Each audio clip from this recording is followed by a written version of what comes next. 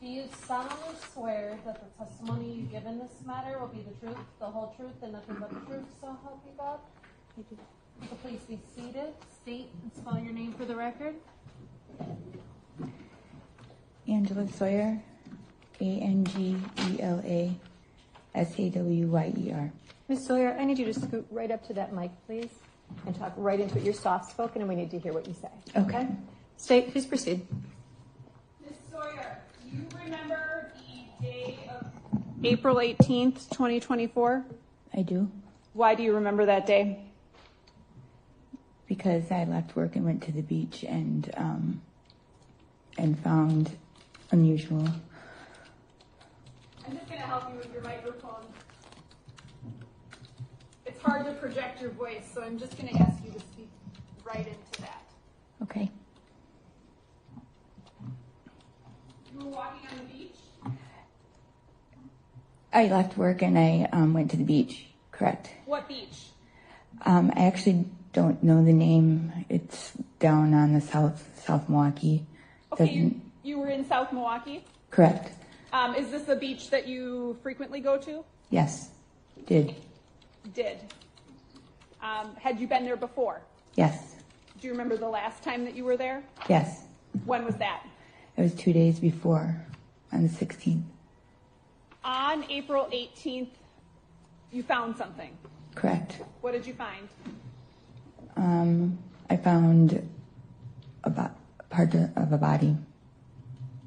Do you know what part? The torso and the arm. What did you do?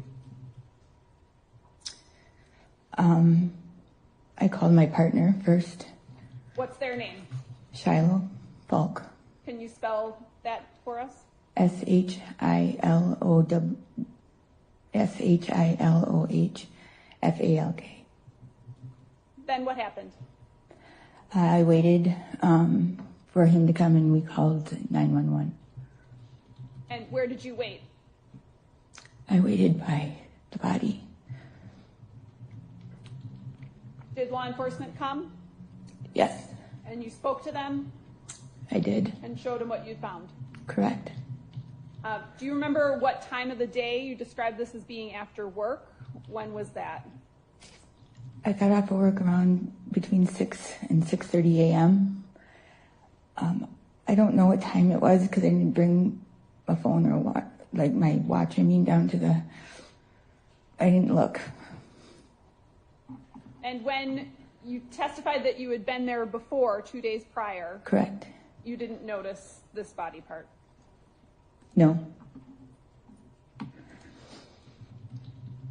Can you describe what the torso looked like?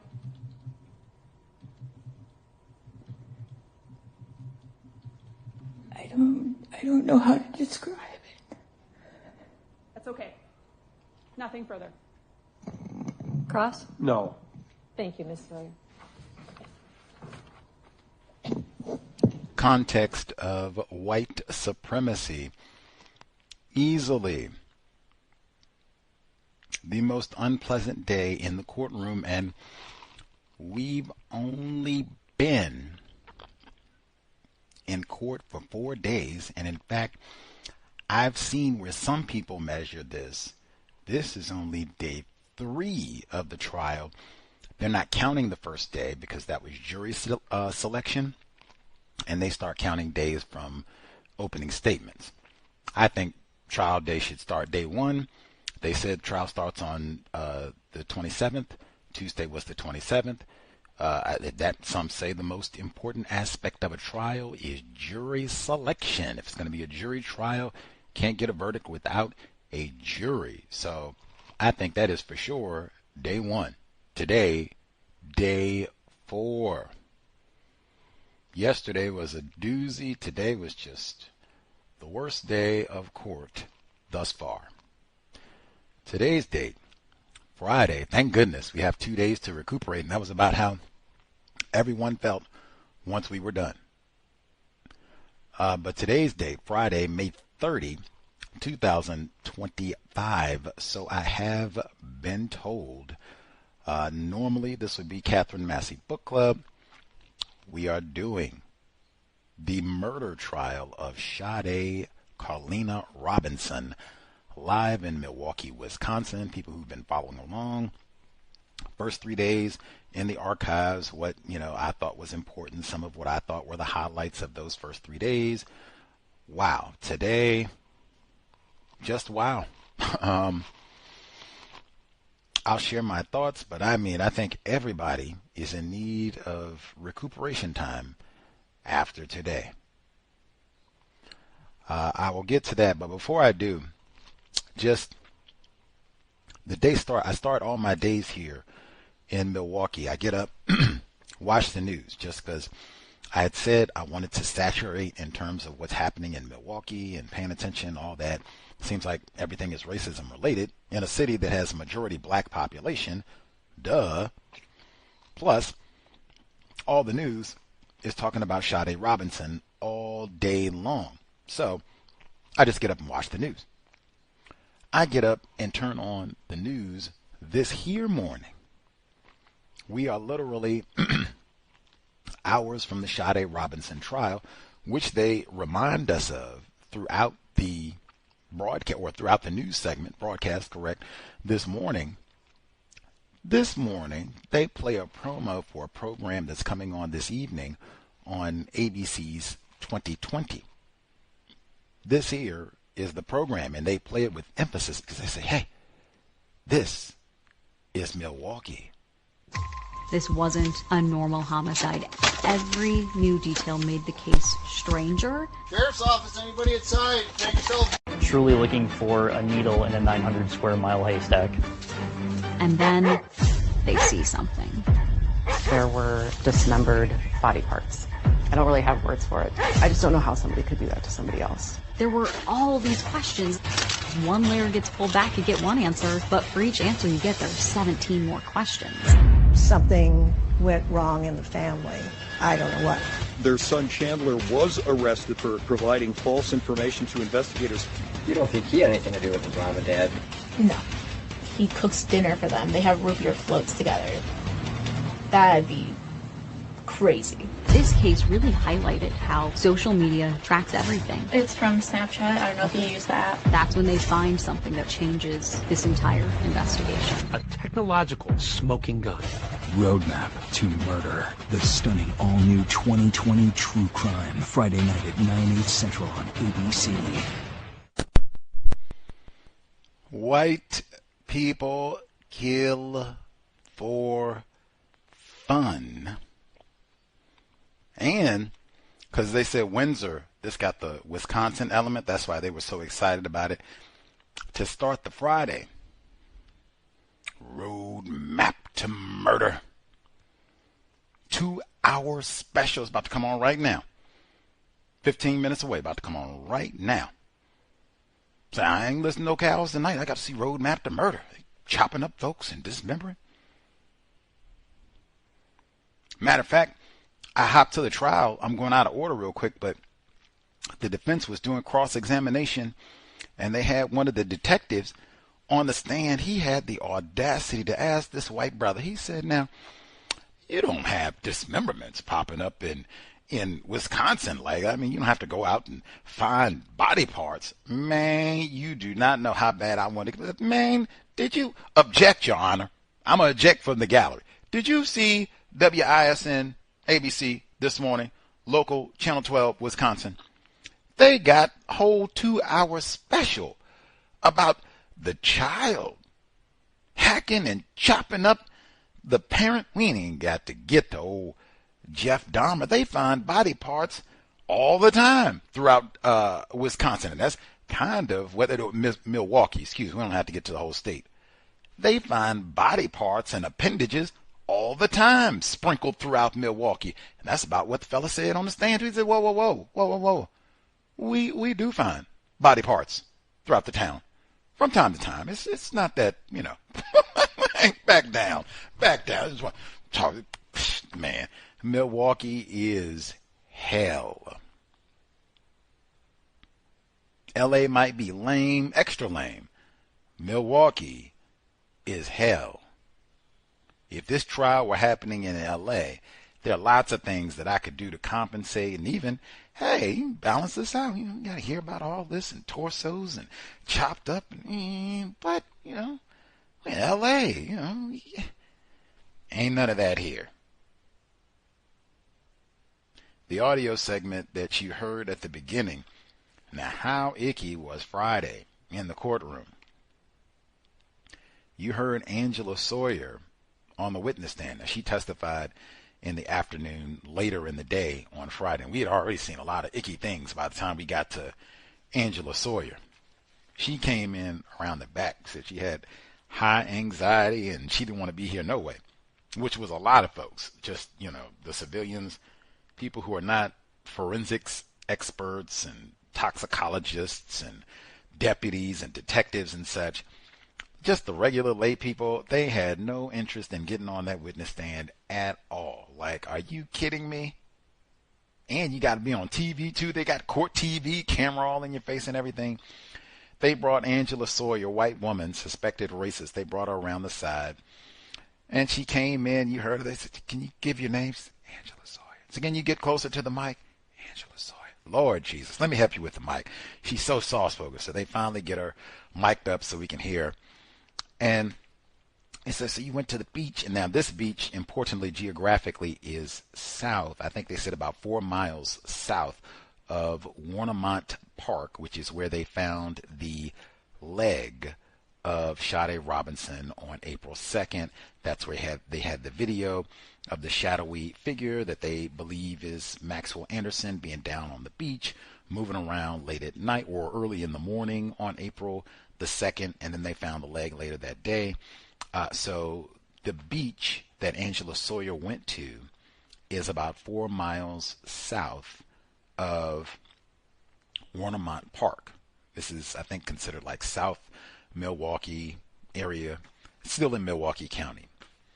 So she testifies, she goes to the beach, she finds human remains, a torso. She calls her boyfriend. What? Call the police. Police come. They ask her, can you describe the torso? That is one where looks say 1,000, with the look of horror, trauma, bewilderment, like, what did you just ask me to do? And this isn't, describe the torso you found. This is a torso where the head has been severed, decapitated, as they say. One arm has been severed. One arm remains. Both legs have been severed. And the right breast has been severed. That is what Angela Sawyer, all of that remembrance from last year, April 18. They found the leg on April 2nd. She's at the beach on April 18. And that's what she finds. And the prosecuting attorney, white woman, says, Miss Sawyer, can you tell us about the torso that you found at the beach? And she's, what? And it looked like she wanted to scream. She wanted to burst out into tears, which she did. She wanted to run off the witness stand, which she kind of did. Like, combination of all of the above. Like, what? What are you, what? Oh, let me out of here. And they got her off the stand promptly. After that, they didn't put no pictures up of the torso or anything when they had Miss Sawyer there. They just, this is what you did, you found, you called the police, what time of day, boom, boom. And you heard that was it. That's no edit. That was it from beginning to end. She was not even 5 minutes on the witness stand. The defense, Max Anderson's attorneys, they didn't ask nary a question. Just let it ride. Let it ride. Nothing to say. Man, in the court of law, They don't just get up and say, we found a torso with no head, missing an arm, missing both legs, missing one breast. You don't just get to get up in court and say that. You got to show the body.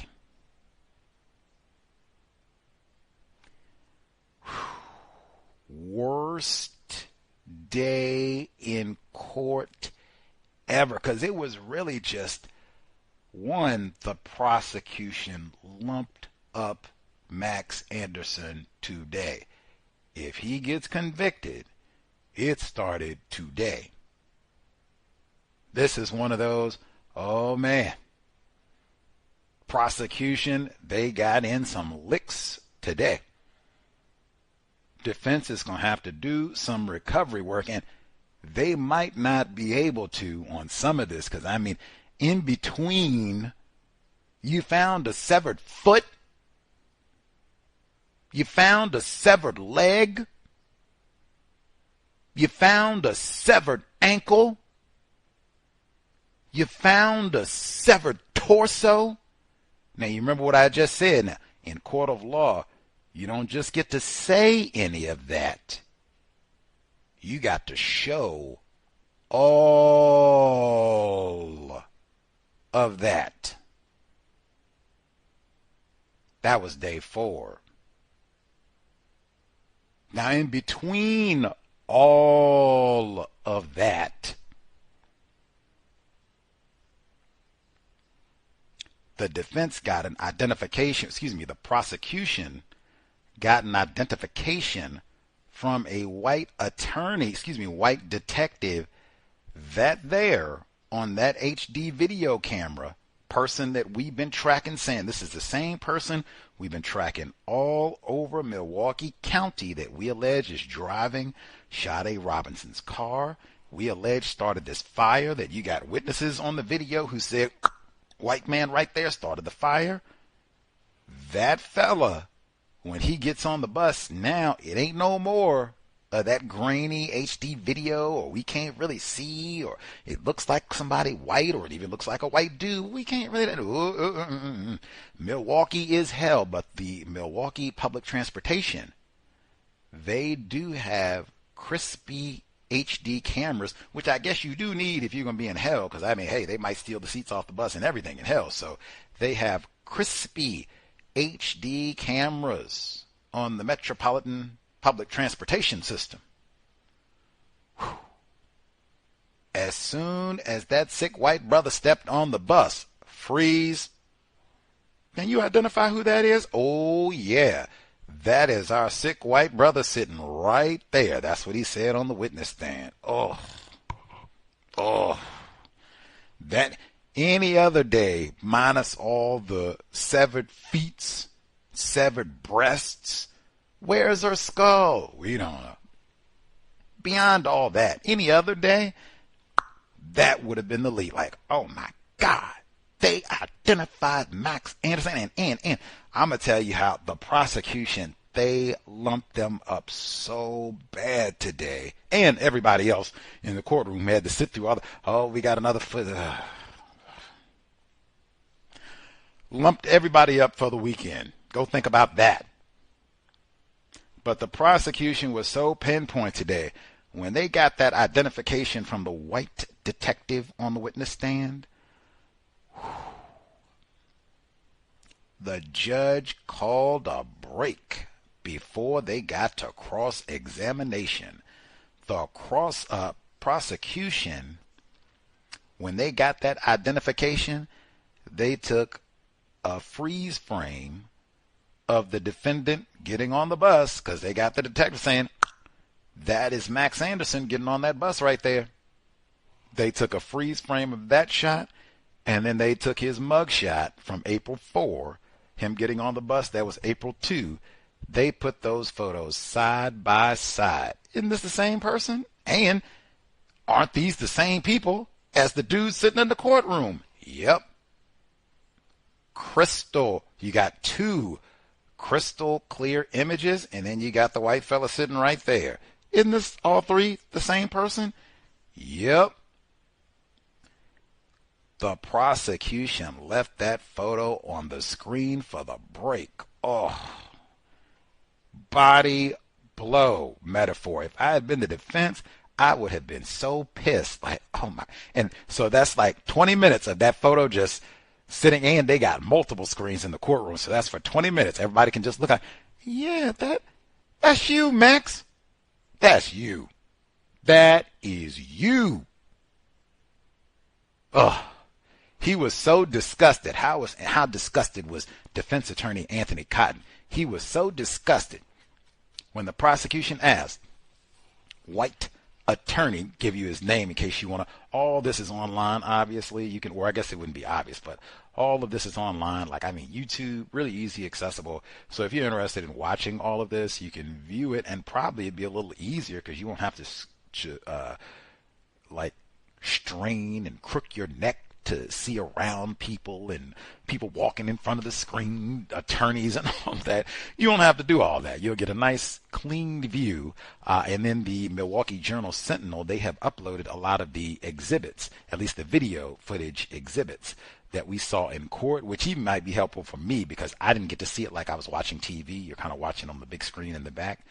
But you can watch. All of this is, public information now, public evidence.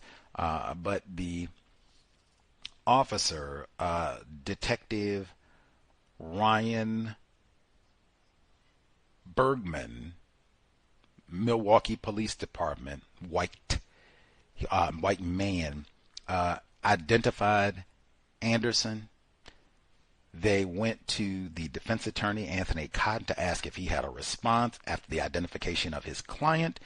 My man, Anthony Cotton, said, "I'm not going to comment." He didn't object. He didn't ask a question. I'm not going to comment. I've never even heard that before. Like, wow. Just wow. That was, in my opinion, massive moment. I mean, this is not just a nobody. This is not a layperson. And it's kind of a double identification because they pointed at him. They got witnesses who I guess we might hear later on, but they got witnesses in the video. When that car, Sade Robinson's Honda Civic, when it is set ablaze the morning after or the same day, morning before her body parts start being found all over Milwaukee County and even into Illinois State, witnesses on that video are pointing at him, person identified as Max Anderson, and saying, hey, he did that. Meaning set the fire. Call the fire department. The car is going to explode. He did that. Oh my God. And they're, flipping out. And then the cameras on the bus are so HD. I think they have like 10 cameras on the bus. So the cameras on the outside that show you the exterior side of the buses, the sidewalk side, passenger side of the bus, camera exterior, not only does it capture the figure that is purportedly Max Anderson walking away from the blaze just after it started, as the bus is going down the street, you can see the car on fire in the distance, which is wacky because they didn't have cameras where the car is, but just the buses going by. You get a few glimpses of the car and actually the beginnings of the fire in the car so they can tell where the beginning of the fire started at. Man, technology.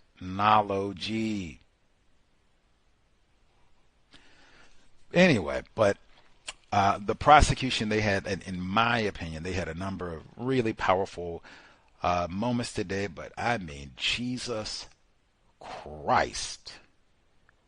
I was not expecting us to get lumped up with body parts all day long. And apparently there are more body parts coming because we haven't got, I already said Illinois. We haven't heard any testimony from Illinois. You got to produce it all. So more body parts coming, apparently.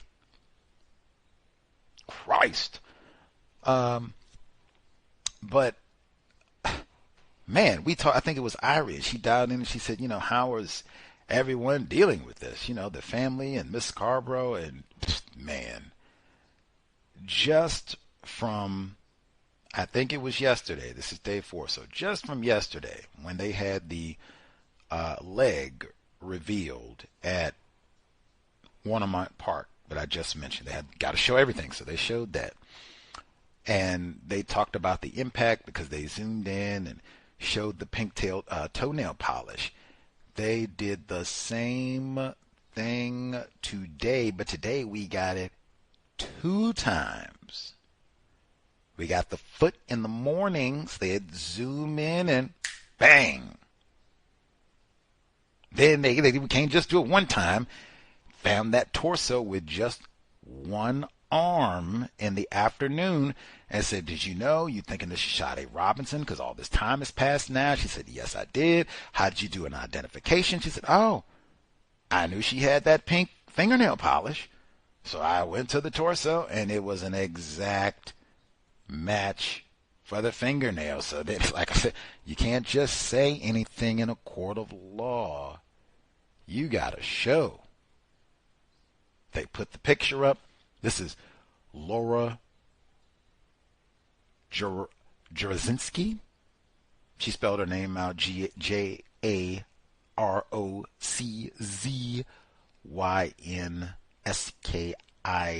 Milwaukee Sheriff's Deputy, white woman.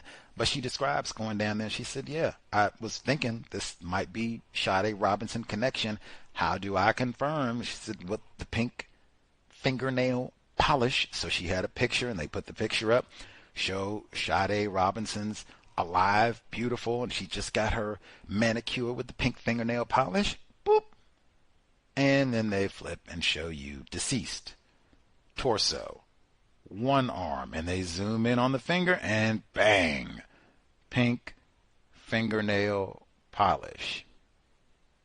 I was so thankful that her father was not present because it felt like watching him dissolve. When they put that torso up earlier this week, this is the first time, not today, and they zoomed in on that pink fingernail polish, like, man, it looked, and he really has not looked like he has recovered at all since that day. Like, I'm not a parent. I have no idea, like, at all. And I've said this to Miss Scarborough, like, I'm not, oh, it's coming on. Here it is. Roadmap to murder. Ooh, I got to do some killing. Slice it, and not just killing because it's not enough. You can't just do some killing. You can't just do some killing. I got to slice and chop off a foot and an ear and a finger. Now, again, whose history is this? Whose culture is this? It's not enough just to do some killing. I don't like you, so I'm going to bop you upside your head 1 or 2 good times. No. I got to kill you. Then maybe pack your nether regions up and put them in a mason jar. Pass them on to my great-granddaughters.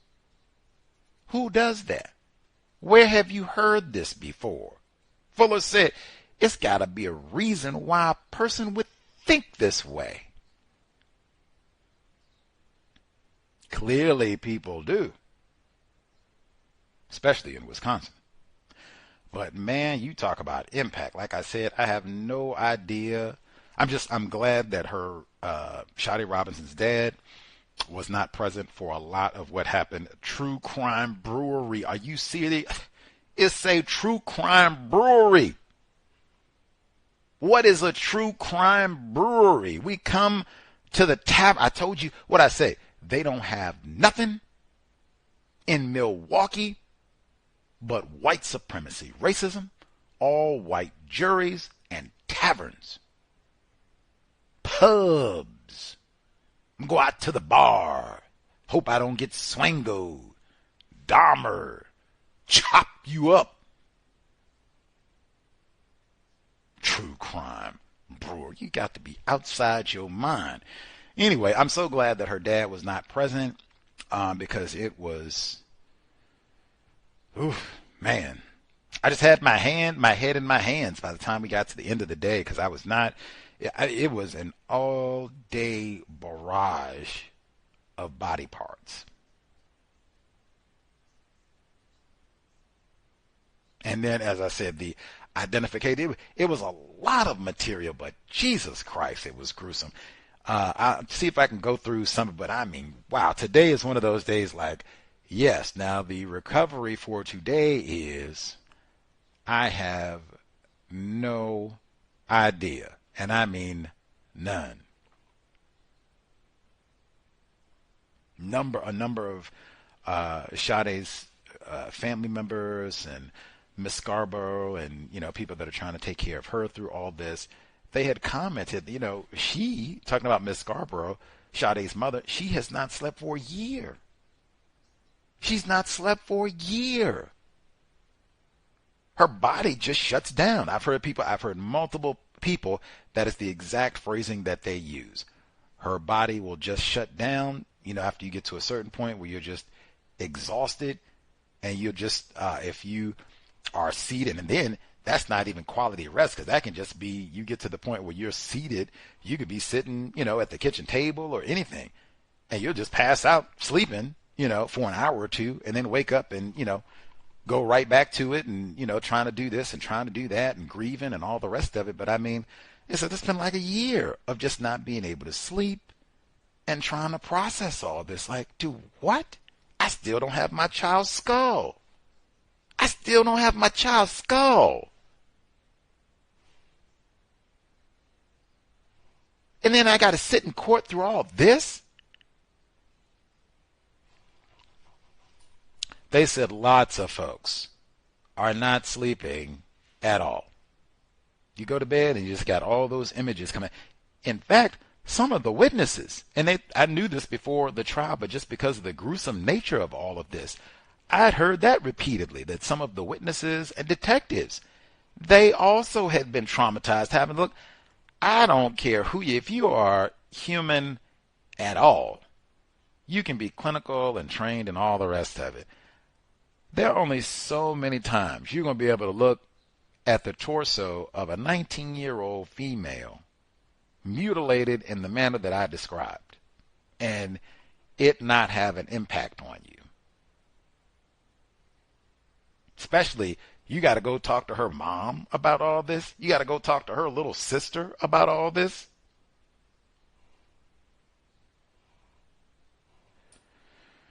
Ugh. It was a gruesome day in court. Around all of the gruesomeness, as I said, the prosecution, they did a lot of great work. I'll even say with the gruesome end to the day with the torso, and I mean all of this has to be shown. There's even more coming. There's more to come. Like, probably have a whole week of gruesomeness next week as well. Even with all of that, I think the prosecution, at least for today, they did a fantastic job. I already told you, they left that split photograph of Max Anderson getting on that bus after, we think, setting that car on fire, Sade Robinson's car on fire, and then his mugshot from April 4, Dr. King. But they left that pickup there for about 20 minutes during the break. And then at the end of the day, when they got the testimony about the torso, Laura Jarasinski,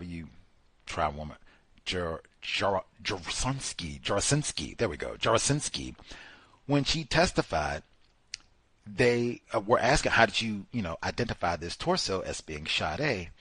And she said, I had the fingernails. She said also, Sade had an identifying tattoo. And the tattoo was, sometimes before you can fly, you have to fall. And she had a bird below and above that written tattoo, that sentence. So they show a picture of Sade with this tattoo alive. And then they show the torso with one arm, no legs, but you can see that tattoo. They put the image of the torso on the screen, or they put the image of live, radiant Sade on the screen. Then they put the torso on the screen so that you could confirm, oh, okay, same tattoo. And then they switched it and put back Sade. And that's how they ended court for today. Like, oh, that's your last image. And that, man, I said that some pictures are 1,000 words. Some pictures are substantially more. That picture of the torso was substantially more. That was one moment I was shocked, and that was one where I had to tap out. Like, if they had had any more witnesses or what have you, I would have had to leave. Like, what the hell? What the hell? But that was the end of the day, thank goodness. But when they got to all of that, as I said, the jury is seated right in front of me, all 15 of them. I looked to see how they were responding. There was a white woman. She was seated closest to me, right? If there wasn't bulletproof glass separating us, I could reach out and rape her. She stopped taking notes. She put her hand over, it wasn't even just over her mouth. It was almost covering her entire face in total shock. She did not write anything else. She did not say anything else. The only thing she did for the remainder of the testimony until they excused the jury, when Judge Crivello said, I think that's enough for the day, and we're going to call it until Monday. She nodded her head enthusiastically, and that was it. And even then, she didn't take her hand away from her face. It was that horrifying. They had a different white woman who was seated further from me. She was not in rape distance. She was on the opposite end. When she got up, I really couldn't see her face like that. When she got up, she had tears just streaming down her face, like total histrionics, which is what I mean. What the hell? And that's why I said, now, even though it should not be 10 white women on it, that is a disgrace. That is the system of white supremacy racism in Cream City, the nickname for Milwaukee. You can research that on your own. But it should not be 10 white women on this jury. It should not be 12 white people on a jury of 15. All of that is an indictment of the system of white supremacy racism, knowingly so. Man, I am glad they do not have a whole lot of males on this jury. It's only 3 males total. Unfortunately, 2 of them are white. But man, this is one where I would want a lot of females, moms up there, be thinking, this could be my child. Not Max Anderson, not but that shot, it could be my, what? Ooh. Triple life, like, you are out of here, but like, you didn't then have the gumption to come in here and lie about it. They throw the book at him, and that's what they're supposed to do too. You made us waste all this money. You could have been like Jeff Dahmer. He did plead guilty eventually. He started out doing the same thing. I didn't do nothing. I don't know how them heads got that. I didn't do all that. I don't know who chopped all of well, yeah, I guess. Yeah, I did it. And then he went on and pleaded guilty. Max could have done that. He had a whole year to think about all this, and I'm sure they offered him a plea deal. I'm going to have to go and check that. I know they offered him a plea deal. Give up the skull. Tell us what you did. Break it down to us, and, we'll go easy on you. Maybe you can get parole in 50 years or something. I don't know, but I know they offered him. I didn't do it. Okay. It's beyond all the body parts from today. I did say, hey, he could say, because they were talking about this out in the hall, like, ooh, I think Max is done. I would never say that. He's classified as white. System of white supremacy, I would never say that. But if I'm trying to think of how my goose is not cooked, I'm still going to get out of this. Okay. They seem to have you identified that you were there.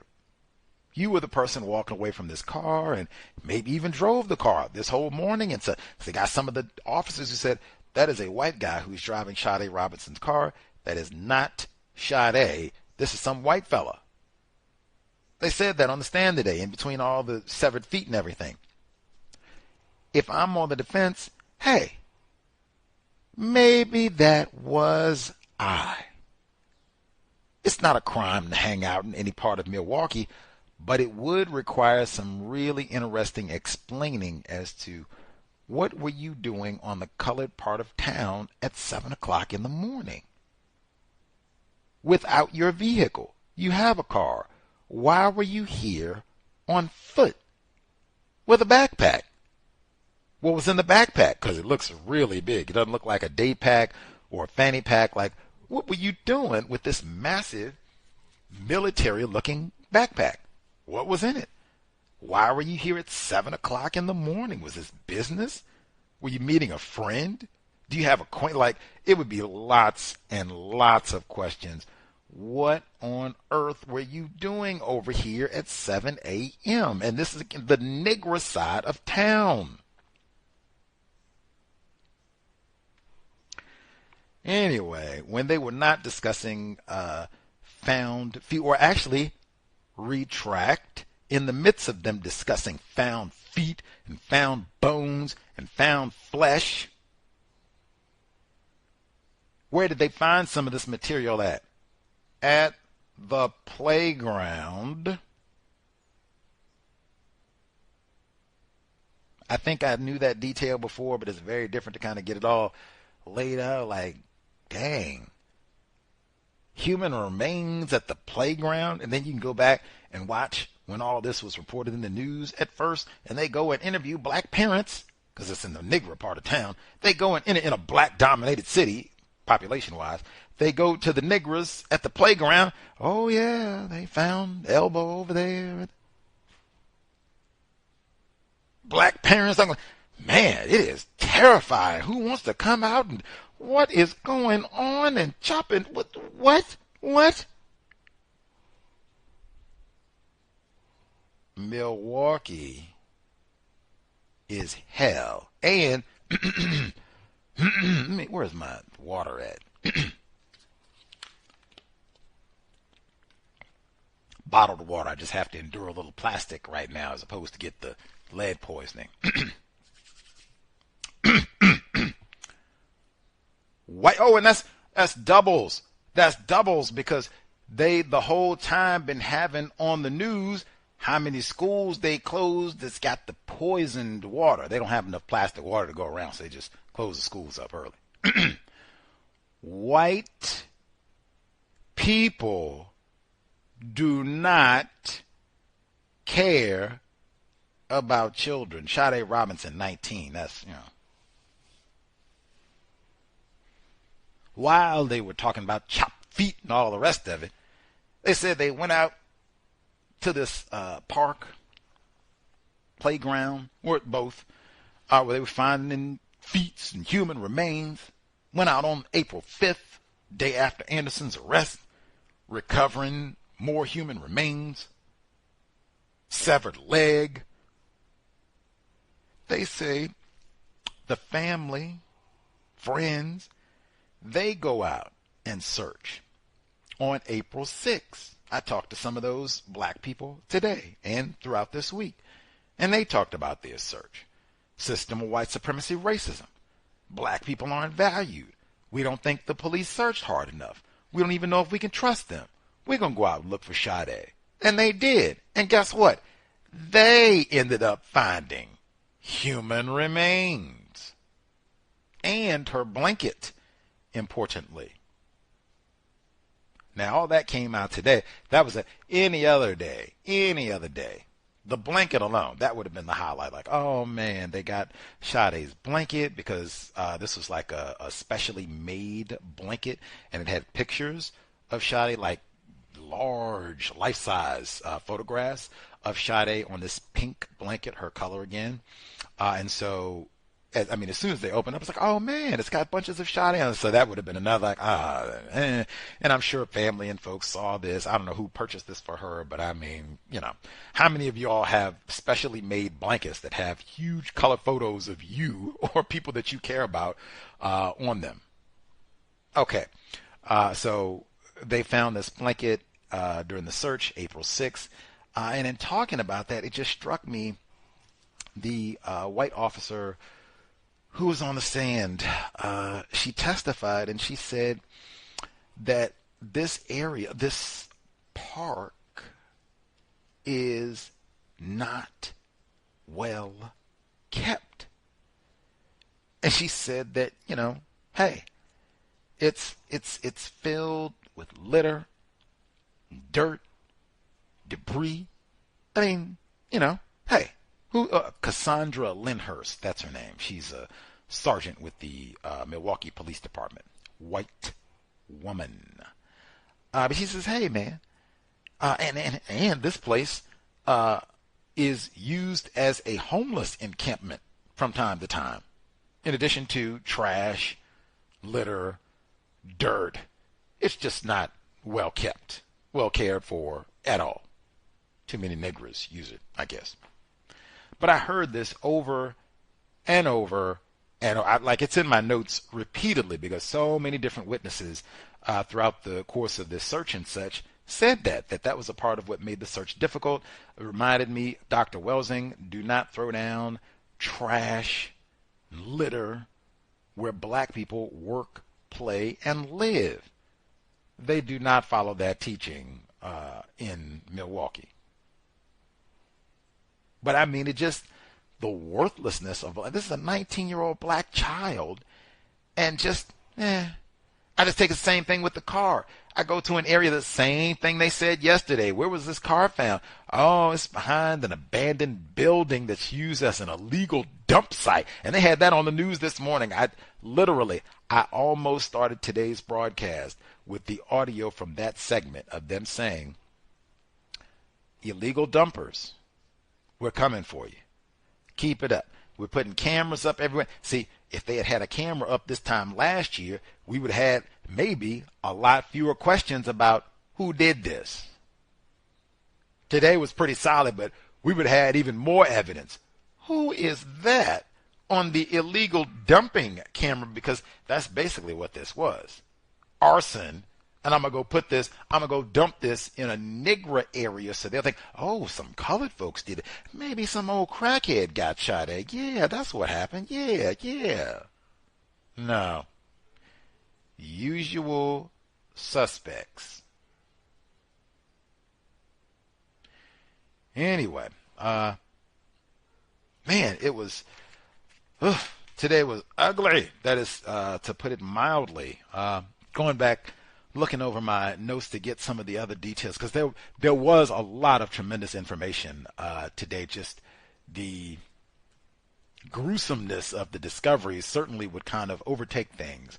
I'll give out the number as we proceed as well. 720-716-7300. The code 564-943#. Press star 61 if you would like to participate. Again, all of these exhibits are public now, so if you're interested in reviewing anything that they found, you can easily do so. I know at least some of the surveillance video, the bus surveillance video is amazing because it's so crystal. You can see so much detail. You can see all the facial hair on his face, his hair, eye coloring, the paleness and lack of melanin in his skin, the exact coloring of the sweatshirt he had on, the camouflage design of the military backpack that he was wearing that's tan, the dark colored pants that he had on, the white coloring of the soles of his shoes specifically, not the entire shoe because the shoe itself is tan, but just the soles are white. Like, great detail from the Milwaukee public transportation cameras from the bus that he rode. And that bus, they did such a great job pinpointing the figure walking from the burning vehicle, and they got cameras basically tracking him the whole way to the bus stop. Bang, that is him, backpack the whole way, got him waiting at the bus stop. Bang, that's him getting on the bus, got him identified, and then where does he get off the bus at? Blocks, literally, from Maxwell Anderson's registered residence. And they even, you can see, because they got so many cameras on the bus, you can see even once he gets off the bus, which direction is he walking? Oh, that is the logical direction one would walk to go to Maxwell Anderson's residence.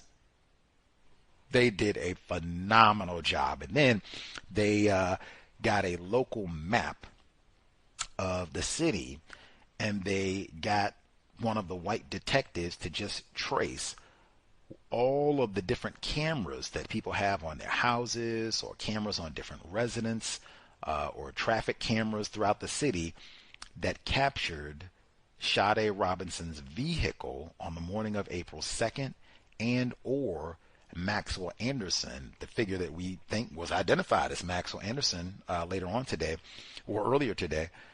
All of the cameras that picked up either he or the vehicle on the morning of April 2nd. And they had such an exquisite map. And they added all the details of the route that the car took, which showed everywhere that the car went and how it moved through the city to get up to the point where it was set on fire. And then Maxwell Anderson working back away from the vehicle, because the car was burned up in kind of the northern part, kind of say northeast part of the city, unless my geography is bad. But then Max Anderson, he lives down in the south. They pulled the niggers up in the northern part of Milwaukee. In fact, you can hear some of this. Warnemont Park is in South Milwaukee County. Miss Scarborough, on the documentary Very Local Hometown Tragedy, talking about this crime, she says, we didn't even hang out in Warnemont Park. That's not our area. That's not any place that we kicked it or anything. And they've been here for years. It's not that far from where they live at, but she said we didn't, hang out down there. Anyway, but they did such a brilliant job with that map, and in showing these are all the places that car drove. These places coincide with all of these locations where we have been finding body parts. Remember where we found that foot? Car and or he went right by there. Remember where we found that other severed leg? Car and or he went right by there. Remember where we found that other ankle ball joint? I'd never in my life, like, what? You chop someone up so thorough that you got ball joints from the ankle just tossed out on the picnic grounds? Who does that? Who thinks like that? Even somebody, they wronged you in the worst way possible. Like, what, I'm gonna go chop you up in the wood chipper, and then go put your parts in a satchel and sprinkle them all over the county and in another state. In fact, who does that? What does it mean to be white? I had to add, that suspected racist, suspected killer, suspected arsonist, he's had his parents in the back. They've been there the whole week. They commenced to drop in them body blows today. His white parents tapped out before they even got to the torso. I looked over there to see, because I want to study, why I came all these thousands of miles. I got to suffer being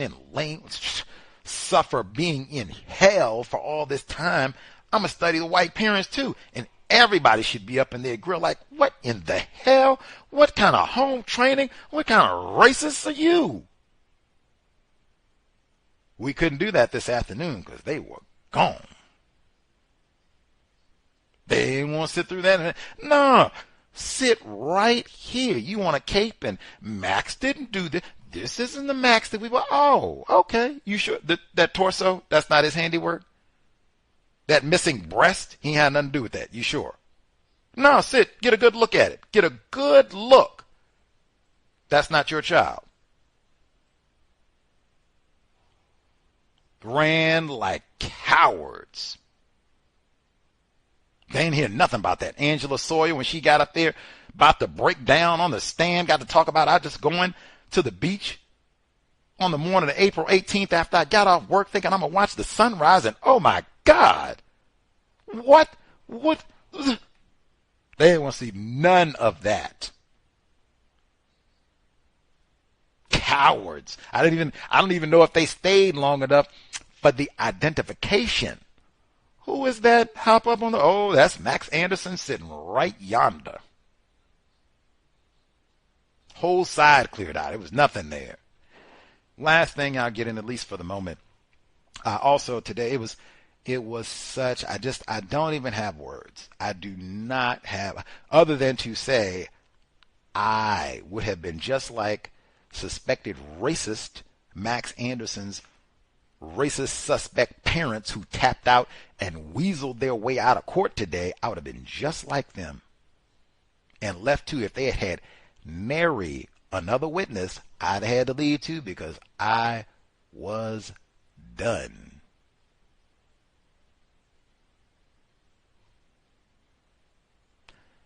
Miss Scarborough, when we were going through this morning and they started out and they dropped foot number 1, ball and socket joint, and they got to zoom in on it and get close to show. See that skeletal ring? See that? And do all that. See the pink toenail polish on foot number 1 and all the rest of it. Demon. Talking to Max Anderson, and they got the Victims Advocate to come over now you can't be yelling out and stuff. They'll kick you out of the courtroom. All that. We got to the end of the day. Now we get to torso. All that. Even like I said, Mac's parents is weaseled out by this one. He there by himself just with his attorneys. They put the torso up and were putting it away, and oh, it was the tattoos. She had another outburst. Demon bastard. She got up to walk out of the courtroom. I am not a parent, but I do not know what my response would be if someone had done all this to my 19-year-old. A white person did all this to my 19-year-old and then lie about it, and you don't even have the decency. Can I have my child's head back?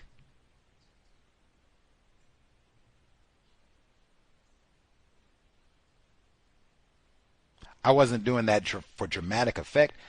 That was Max's answer. He's had 13 months, and that's what he said.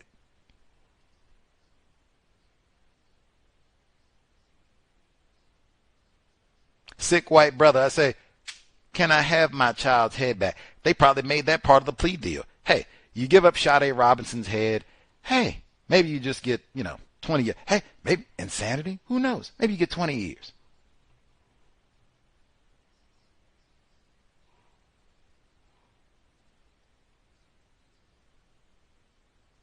Max ain't had nothing to say in 13 months, and we still ain't got no head.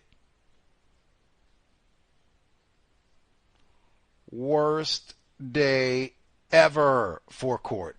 But the prosecution did lump them up today like, what? They ran his parents out of the courtroom. I mean, that's all it said. They ran his parents out of the courtroom.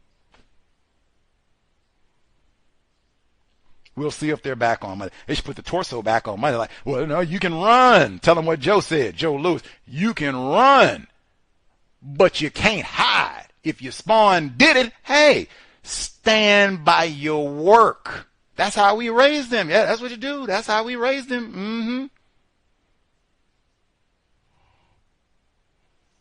Number is 720-716-7300. The code 564-943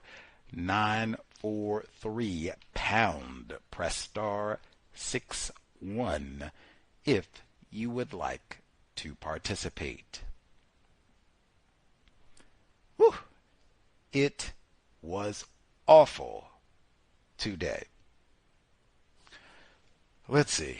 Folks who dialed in with a hand up, if you have commentary to share, proceed.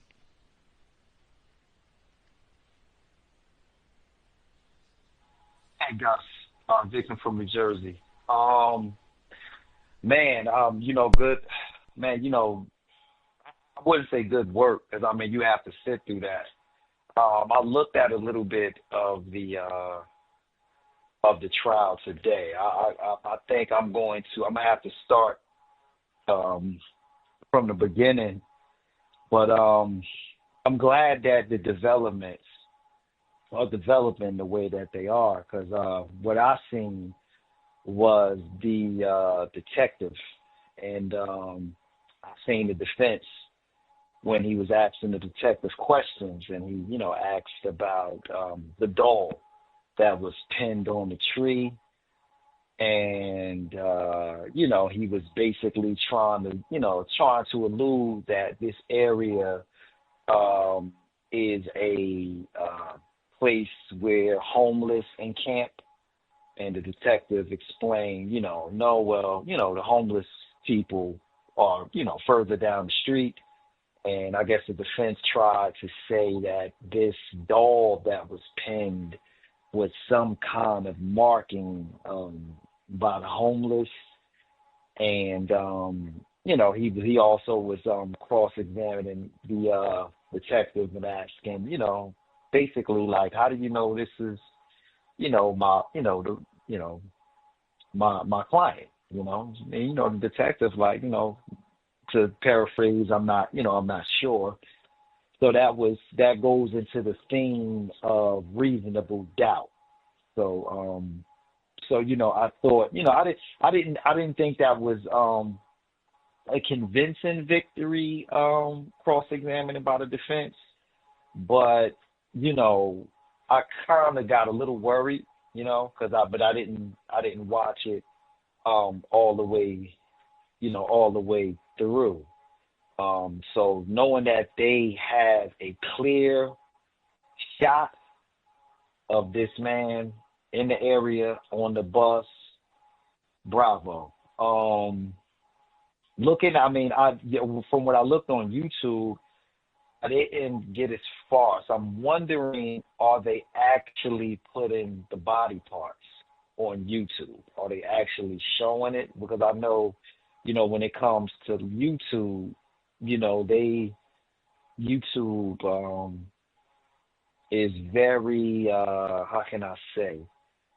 They try to be very PG, PG-13. So I just don't really know if I'm ready to see the victim's body parts.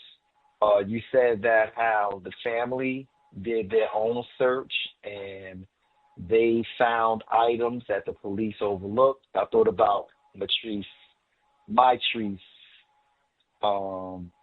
Richardson, I think is her name. Matrice Richardson in California, where her family members went did their own search and found pieces of her. That's just poor police work. Now, from what I know about the mafia has been known to chop up bodies, but even the mafia would chop up these bodies with trying to get rid of the body where the body wouldn't be found. So I'm just like, I'm being though that the head wasn't found. So this guy clearly knows how to, get rid of a body or get rid of evidence. So I believe that this guy, even though he's claiming, that he's innocent, he wanted these body parts to be found. He didn't want, for whatever reason, I don't know, he didn't want the head to be found, but really wasn't doing a great job at hiding these body parts. So he definitely wanted these body parts to be found. To leave the defense,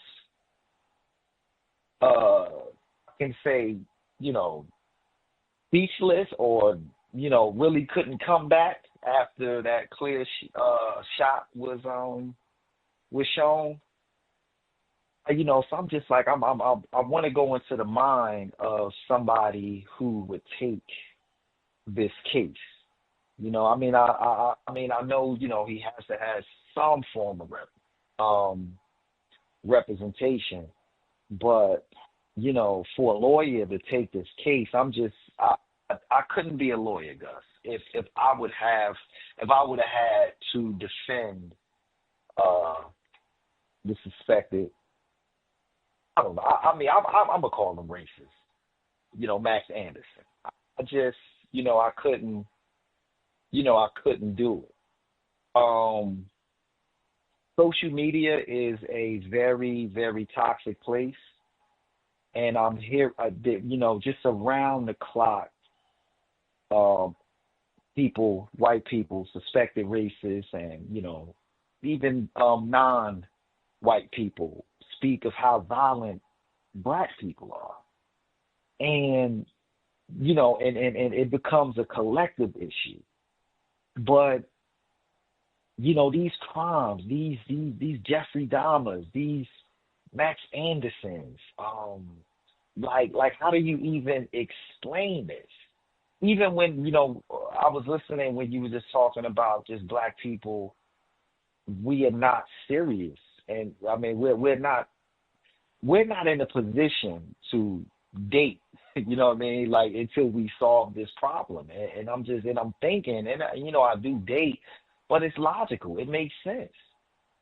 Not until we solve this problem. When we have 19-year-old women going on dating apps, and their first date, they're being murdered. It's wow. So I mean, I really don't want to look at those severed body parts, but again, this guy wanted those body parts to be found. I mean, we would never probably know his motives, or even, why, because obviously this guy has went mute. I'm pretty sure that he's not going to take the stand. Outside of you, I haven't really seen too much discussion or coverage of this case. But wow, it's. I mean, you know what, Gus? Maybe I need to look at the severed body parts to really, really, really get the grasp of the gruesomeness of this murder. So I might just look at it, but I just don't. Right now, I'm just not really ready to see.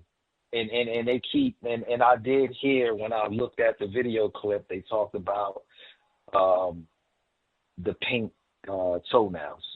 So I can't even really get, I haven't seen it, but it's that the pink toenails is stuck in my head right now. I just can't shake it. So that's why I don't really think I'm ready to examine or look at the pictures. So wow, it's just sad. My heart goes out to the family. I close.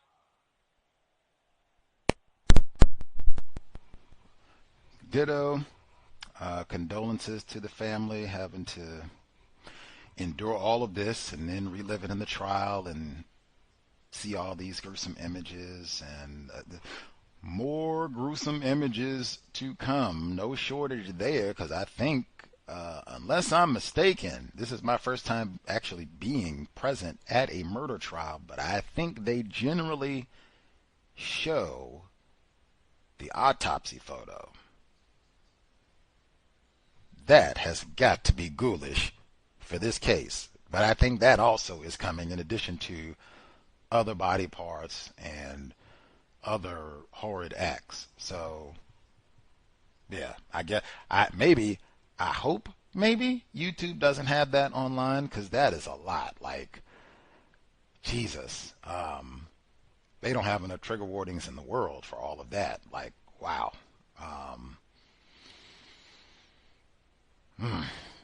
Some things cannot be unseen. That was one of the last things said as we were departing the courthouse steps this evening. They had protesters outside the courtroom today. I was upset because they had told me that there was going to be a protest of some sort outside the courthouse today, and I was going to come and try and talk to them.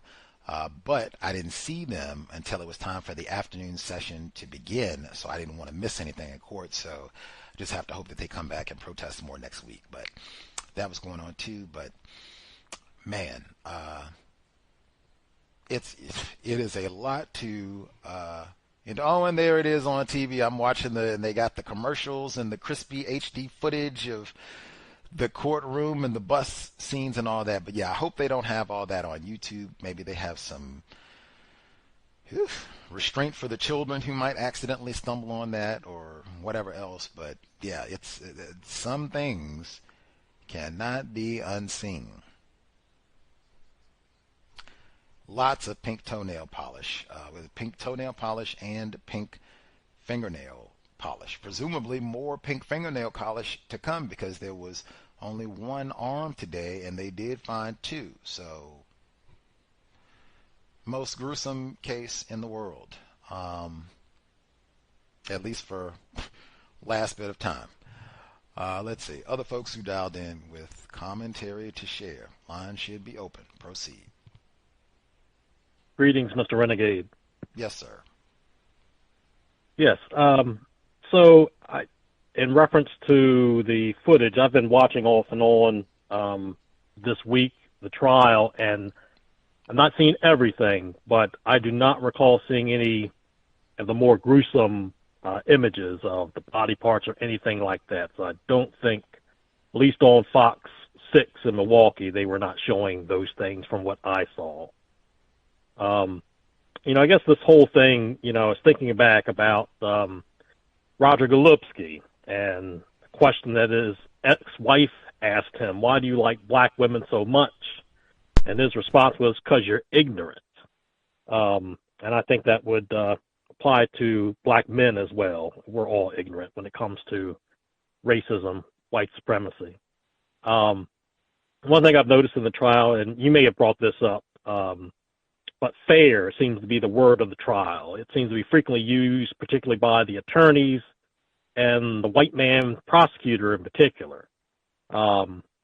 Usually, when asking if something is accurate or correct, he will ask fair.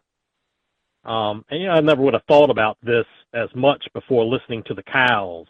But given, that these are white people and it's in, white Wisconsin there, I was wondering, have you heard other people in Milwaukee frequently use that term? Another thing, I was wondering, what do you make of Anderson's demeanor in court? He seems, from what I've seen, attentive, but there's, from what I've seen, no emotions from the shots they've shown of him. I've not seen any emotion on his face. And then I had a question also, when Sade Robinson's family were out in the park, looking around for any evidence, and they found the blanket and some other things. When the prosecutor addressed that, was he trying to allude or suggest that the family may have planted those items? And I was thinking about the drug deal. Let me go back. The methamphetamines there, and the allusion that perhaps that was connected to a drug deal gone wrong, and this is why Sade Robinson was killed. I don't know a lot about drug culture and whatnot, or drug deals gone bad, gone wrong, but is it typical that someone gets chopped up, for that kind of thing? I mean, I could see beaten up, I could see shot, stabbed, but their body parts, cut up like this, that's not, I've not heard of that. I was also wondering if you could discuss the pink ban, or I had heard something on the news in Milwaukee about the judge asking people or requesting that they not wear pink because of its association with Sade Robinson. Do you know if people are or will be thrown out of court if they wear pink to court? And I think that's it. Thank you. Much obliged. Let's see. I'll just go in reverse. You can let me know, make sure I didn't miss anything. The pink in the courtroom, that has come up a lot, especially the last 2 days, I'll say. So I've already mentioned the pink toenail polish, and that was major from day one. That was Sade's favorite color. So that's practically come up every day of the trial, and every time she gets mentioned, pink, pink, pink. So I think there were rumors, or at least it was talked about, people coming to court wearing pink, either on a specific day and or just on a regular basis when you come to court, wear pink to support Sade. The judge, and I think general jurisprudence is supposed to be that it can't be emotions, prejudice, as they'll say, to sway the jury. So like you can't have signs up and such, lynch him, this is for Sade, like that sort of thing. It can be that sort of thing.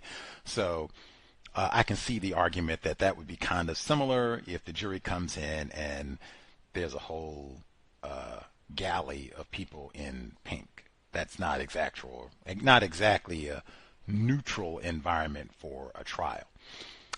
So thus far, there have not been like large numbers of people wearing pink in the courtroom. Like thus far, I think today there were like maybe 2 people who had on pink t-shirts, like flagrantly wearing pink for Sade, and then some other people who had on like pink fingernail polish or pink ribbon or something like that. But just a couple. Everybody else just had on normal representation of other colors.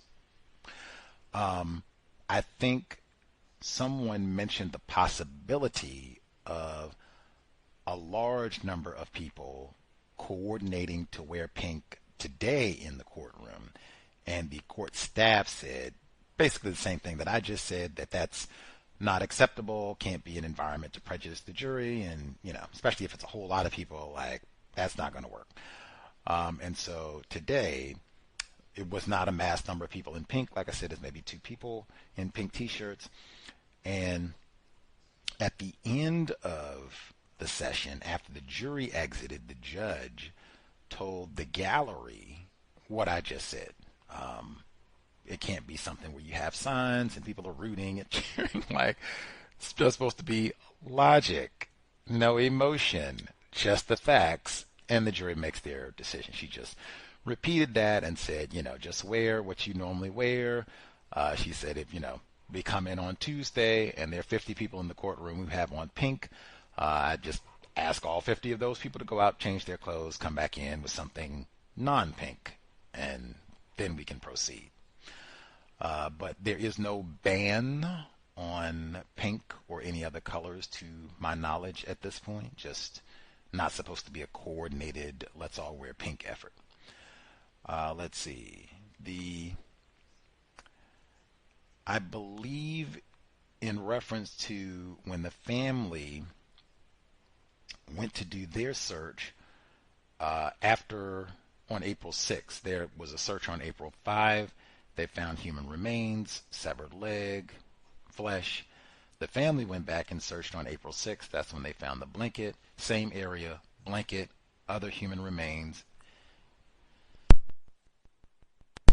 I think it was the defense during cross examination of, and this was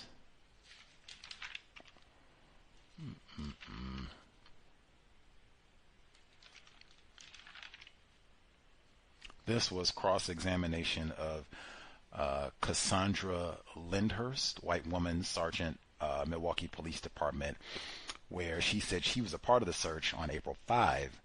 They did not find the blanket. Family came back on April 6. They did find the blanket, and I think it was the defense.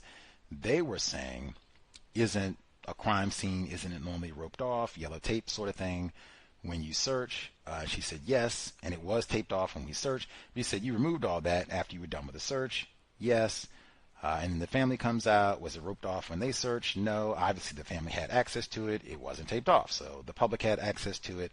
I think it was the defense that was trying to suggest that the family could have planted, or anybody, somebody else could have come and put that there in the interim after the time that the police searched. If not the family, someone else, or, that type of thing.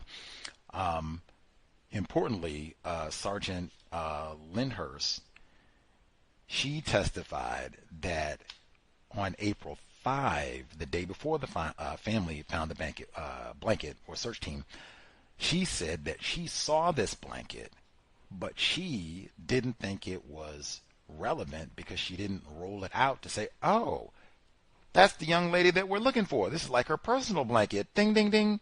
She didn't do that. It was all balled up so you can see those pictures. And same thing I said before. Same thing the caller said. This is a waste site. There's so much garbage and rubbish and homeless people and dirt and filth, and it's not well kept, that who knows what this is. Is this some homeless dude's blanket or shawl or whatever? Or, who knows? Has it been here for a month? Has it been here for a year? Who knows? And she and so many other witnesses said that it was so pitiful. Just the Milwaukee is hell. And that just keeps coming up in the trial over and over again. Like, that was on the news this morning. They could have put Sade Robinson in there, and then I think maybe they did. They might have had that vacant lot where her car was burned. But they said, hey, you illegal dumpers, talking to you, Max Anderson, illegal dumpers, you are going to get it. We'll see. Let's see. I don't really have the best view of Max Anderson, the defendant in this case. I have a tremendous view of the jury box. They are right in front of me, so that's why I gave the testimony about them being stunned, stupefied, shocked with the torso. But Max, he is not really, I don't really get the best view. Really, I get the best views of Max when I watch this on TV, because they got a camera like bang pointed right at the defense table, so they can get right in on his little beady blue non-melanated ocular albino eyes, and you can really see his face. Now I can see from the back. I can see times when he's writing notes to his attorney and talking to them about things that are being said, different testimony and such. I can see all of that, but at least at this point, I have not seen any response. All of these torsos and feet and everything else, no response. Gasps and the jury about to pass out and everything else. Max, cool as a cucumber. He doesn't snicker. He doesn't grin. You don't see any faces like that. Like, I'm even have to pay attention because I don't really see him like turning around to like wink at his parent. Like, it's bulletproof glass between he and his parents, but I don't see him like put a palm on the glass or, give them a fist bump or, heads up, mama, heads up, dad.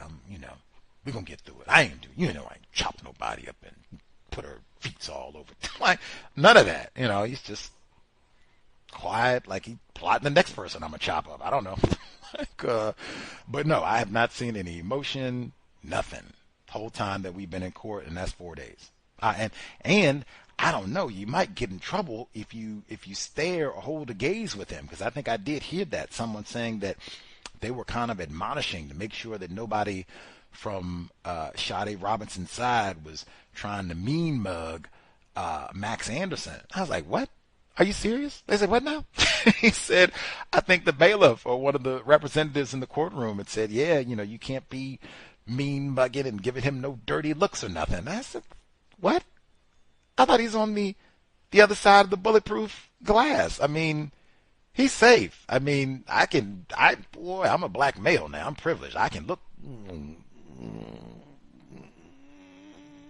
I can make some faces now. You gonna do that? Hey, don't you put a neutral face on, black boy. You don't scowl at this white man.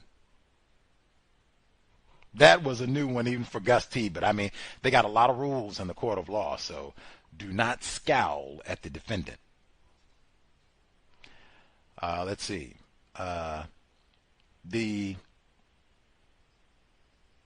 He cut his hair, like in terms of, that's one thing that I can't say about Max Anderson. If you look at the mugshot photos, and then you look at the mugshot photos, if you look at the like bus cam footage that they released today, I'm trying to think any other images.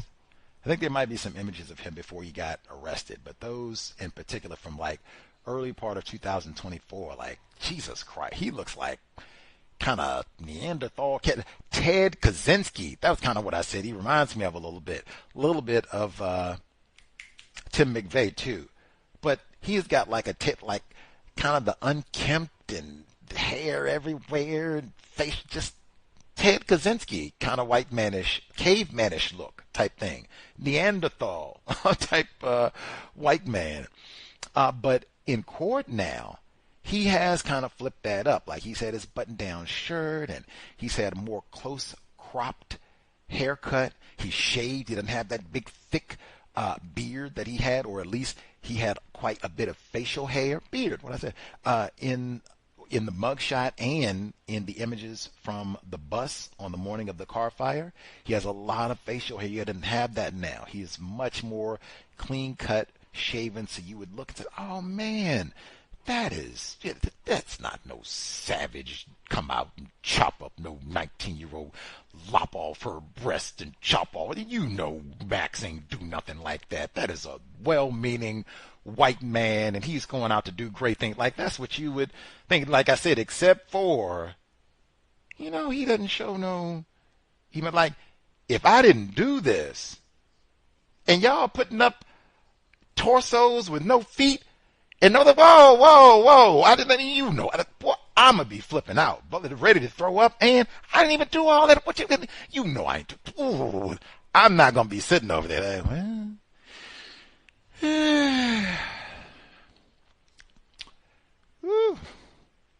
get me some cornbread once this all over with. Beautiful Friday afternoon. Feet's on the board and everything. Cornbread, that's not going to be good. I'm going to be flipping out, like probably flipping out for the whole day, even once they get the feet off the screen. And so like, can you believe they got me up here charged with feet and chopping? Man, that's going to be me all day long. Like, ain't going to be no calm. Ain't gonna be no, I didn't even do what. Max, cool. They even when because I looked in, when they identified him, my sick white brother on the stand, he looked up and said, that fellow on the screen there, hopping on that bus, we think just set Sade Robinson's Honda Civic on fire, that is the defendant, Max Anderson. Even then, Max didn't squirm. None of that.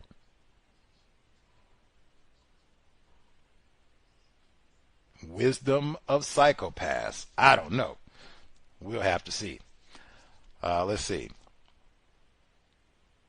The word fair, I think I did mention it yesterday because the prosecution, especially Vance, he has a curious name, the white prosecutor, who does look a tad like Max Anderson. Just a tad. Not quite as tall and not as much hair, but They look a little, they could be like cousins or something. Let's see. Vance Curzon. I think that's how you say his name. Vance Curzon, the white lead prosecutor, I believe, in this case. He uses the word fair quite a bit, as opposed to saying, is that accurate? Is that correct? You mark the date down. You found the foot in the back of the woods near the retaining wall. Is that true? He doesn't say that. He, I'd say 75, 80% of the time. Is it fair to say you found the foot next to the retaining wall? That's the way he'll ask. Is it fair? Yes. Yes. F word. Lots of fair in the court. That it can't say just or any other replacement. It's correct. It's accurate that you found the foot near the... No. Fair. In the cream city. We got fair. I think I got them all. You can let me know if I missed anything. I just went in reverse order. Did I miss any of your queries, sir? No, sir. You got everything. Thank you. Right on. Other folks who dialed in with a hand up. Irie, she was playing on our phone yesterday. She had a hand up briefly and then vanished. I guess it didn't matter because the question that she asked yesterday was, what do you do to try to recoup?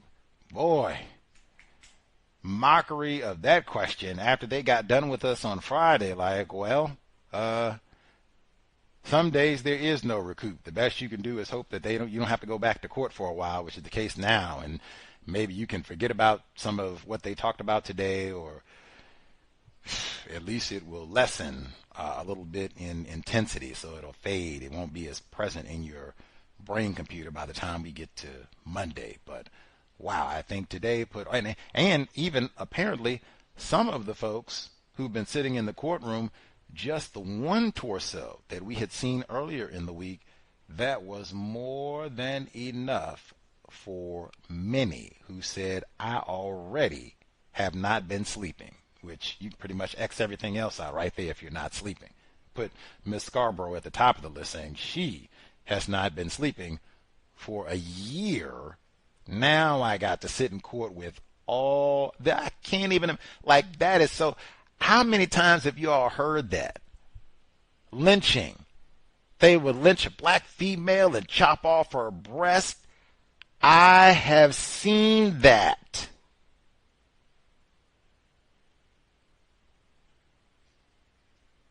Miss Scarborough has seen that.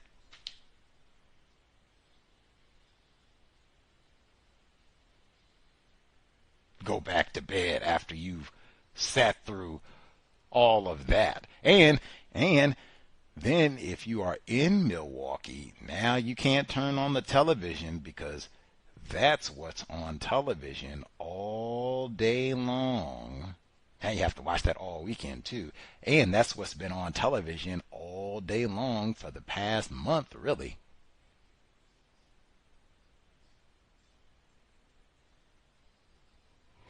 Irie in Louisiana with us as well. Hi, everybody. I just wanted to say quickly, I didn't mean to hang up yesterday. My phone has issues when I switch between the car and get out the car. But thank you for answering the question. I was able to listen to a majority of the trial today. I don't understand why the jury isn't sequestered at this point, because it just seems like that would be the most appropriate thing to do, considering the amount of press that it's getting, the amount of information that was put out prior to, the trial. And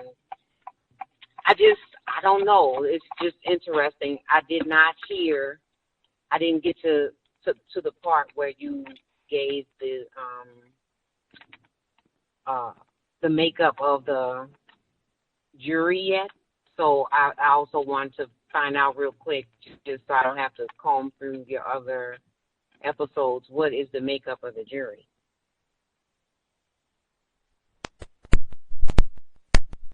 That was the first one. The makeup of the jury is 15 total, 12 white. 10 of those 12 white people are white women. 1 Asian female. 1 black female.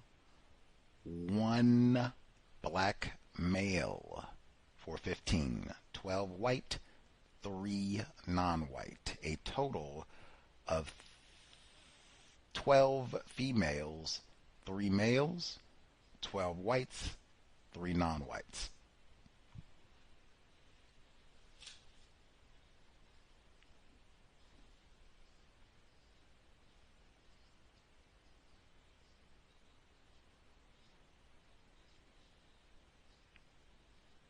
Uh-oh. Her phone might have got us again.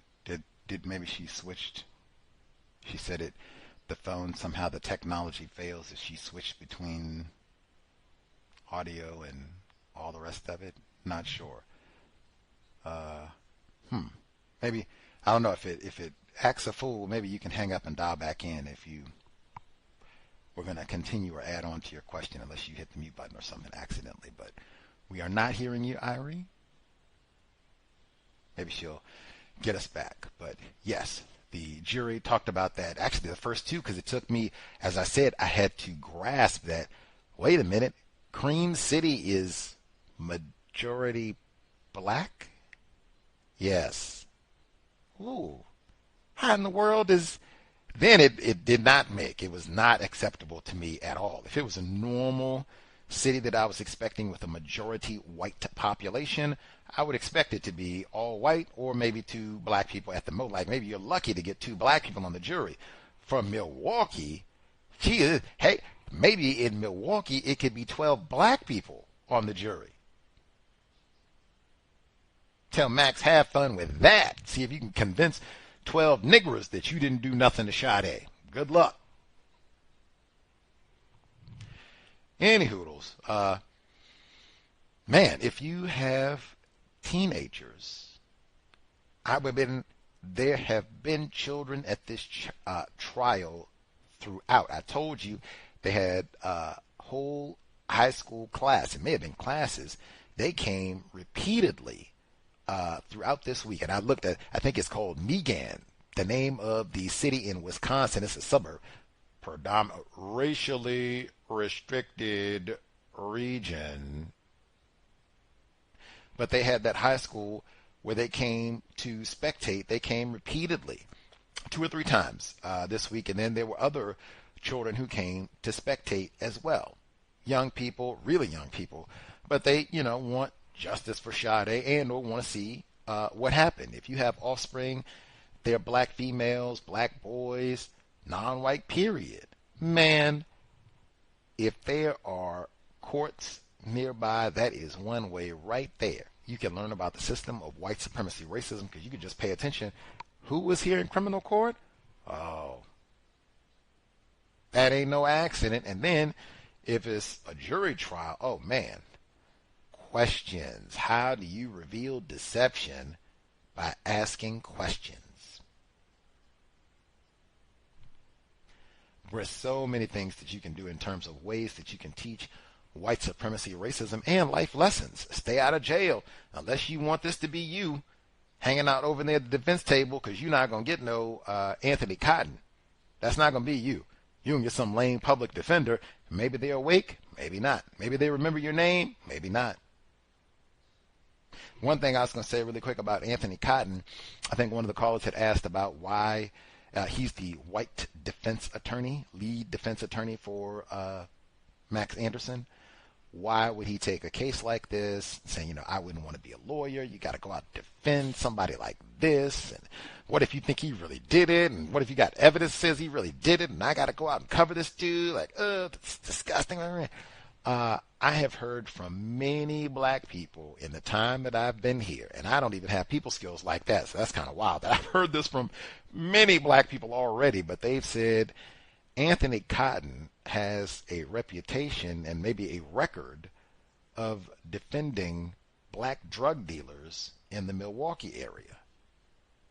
That's how he makes a lot of his money. And so I heard this, now I've heard this more than once, and so I said, does he get them off? They said, yeah, a lot of times he does. I said, wow, like what in the world? What in the world? So at least a number, like this is not a one or two black people, like a number of black people in Milwaukee, and I just even became aware of this dude. Now I do know he also defended the Slender Man case and got these young white people, I don't remember the exact legal technology, but they did not have to go to prison. He got them, so I think it was something insanity. They went to a mental institution for a period of time or what have you, but he kept them from having to be incarcerated as murderers for what they did, or attempted murderers, or however it was going to be charged. And they said, I think, why would Anthony Cotton, why would he take a case like this where it looks like they might have boatloads of evidence and this guy might end up being convicted, maybe. One, it is exposure. He is on court TV. He is all over all the Wisconsin media, and it'll be like that for probably the next month. Even if this trial only lasts for another like 2 weeks, 2.5 weeks or so, this is going to dominate the news for like the next month. So he'll get all that free advertisement. He can charge way more money. All he has to do is look competent. Like he did a great job. He did the best that he could with a really lame, no count white dude. He did this horrible act, but hey, I went in there and fought tooth and nail, and if I got a few more breaks, hey, I could have got him out too. And hey, maybe he still will. Now, if he messes around and win, now we charge all the niggers like 50% or excuse me, 500% increase in lawyer fees if we win the case. Even if you lose, 100% increase in lawyer fees. I just spent all that time on television. Everybody in Wisconsin will know my name. I did a pretty solid job defending this no-count dude who, could have got sent up the river easily, it looks like. But I did a pretty good job. I fought him pretty well, right?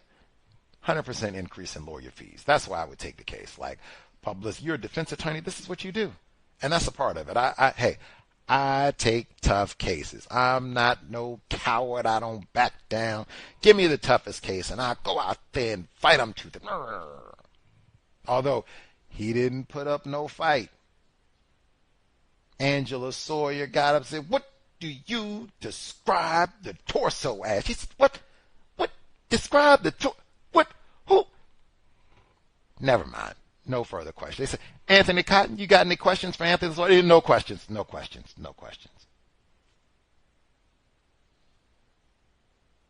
That white detective got up there and said, that right there on that bus, who we submit just set Sade Robinson's vehicle on fire, that is the defendant sitting in the courtroom today, Maxwell Anderson. They said, Anthony Cotton, what you got to say? I have no comment.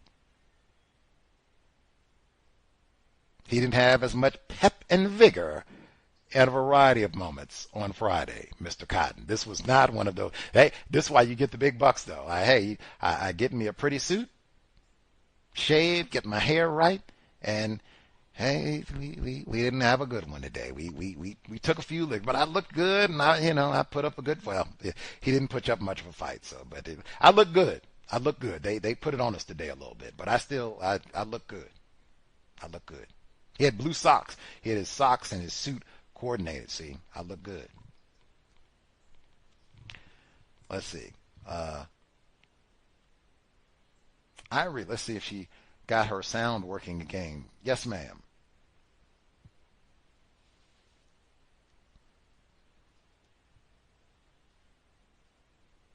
Oh, can you hear us, Irie? Can you hear us? Yeah, I'm sorry. I saw that as well. The extreme difficulty that the lady had describing the body part that she found, and I was wondering how she was going to describe it, and she was like, I can't. And I wondered, like, does the state? Sometimes they have these things when there's these gruesome, like, acts of crime where people get counseling. I wonder if she was offered counseling, because I just don't I can't imagine what that's like, especially with her body being in the condition it was in. Jesus, like for any person that has some semblance of right and wrong, I don't know how that woman, like you said, is sleeping at night. Sade's mom, but to discover the first initial discovery of it, like, goodness gracious. The only other thing that I was going to add, I am curious how the gift of fear, the way we've studied it, how it could have or should have benefited Sade in this instance, because I'm just being honest. For me, when I look at that person, that entity, he looks like a cave dweller to me. I'm not trying to use a metaphor. He looks dangerous to me, like someone that is not civilized. There's certain features on his face that, to me, would make me want to avoid a person like that. Like his eyes look kind of close together, and he has a, like, I'm not trying to use, like, what is it, phrenology? If I'm saying it right, I can't remember if I'm saying it right. But it's just something to his face structure even that would detract me. And I'm just wondering how much victims of racism, how much of that was like disregarded, if it was even, in her mind at all. But he just don't look right. There's something about it. And I'm praying for you, Gus, because I've been up that way before, and that is an eerie place. That is an eerie place. And, I'm praying for Miss Robinson's family, her mom and her sister. And I just pray that the jury gets this right. So that's all I want to contribute.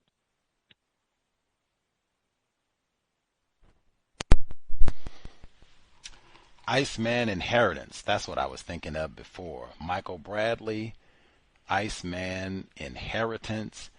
I have said the same thing, and particularly, he looks like that when he is his natural self, as he was when he presented himself to Sade Robinson in April of 2024, at the time of his arrest, at the time they got that photo of him on the bus. Just the hair, all of it, the facial hair, the long hair, Iceman Inheritance, Michael Bradley, where she said that caveman, which I'd said that earlier too today. That is exactly what comes to mind when I see him. And I had even thought in my brain computer, like, because that comes to mind. That's what I think every time I see him. Even now that he's shaved up a little bit and trimmed, like, nah. That's, I mean, you can maybe fool some of these folks, but nope. I see you. Caveman Inheritance. I see you. I see him. Like, and in fact, he was one of the last things I saw when I was leaving the courtroom today. I was talking to one of the young black males who was on the search team. I'm hoping I'll be able to interview him and can share, some of the details. He's been in court. We've been talking, for a couple days now. But Max Anderson was led out with the black male sheriff's deputies. And once the jury leaves, they take his good clothes off and they give him like a prison long gown, basically, and sandals so he can't flee because he doesn't really have clothes on. And they cuff him back up, and then they take him on his way. Kind of delectable Negro, kind of almost semi-nude. Caveman Inheritance. That's my last image of him being shackled and carried off as the heathen that I think he is. But when I see him, I say, man, that's not what Sade Robinson saw. She saw him. Apparently, she was excited to go out on a date with this guy. White people have done a job on us, and I mean all of us non-white people, victims of white supremacy. We are confused about what it means to be white. We are confused about white supremacy, racism, and frequently, as in this case I might add, that can be a lethal error.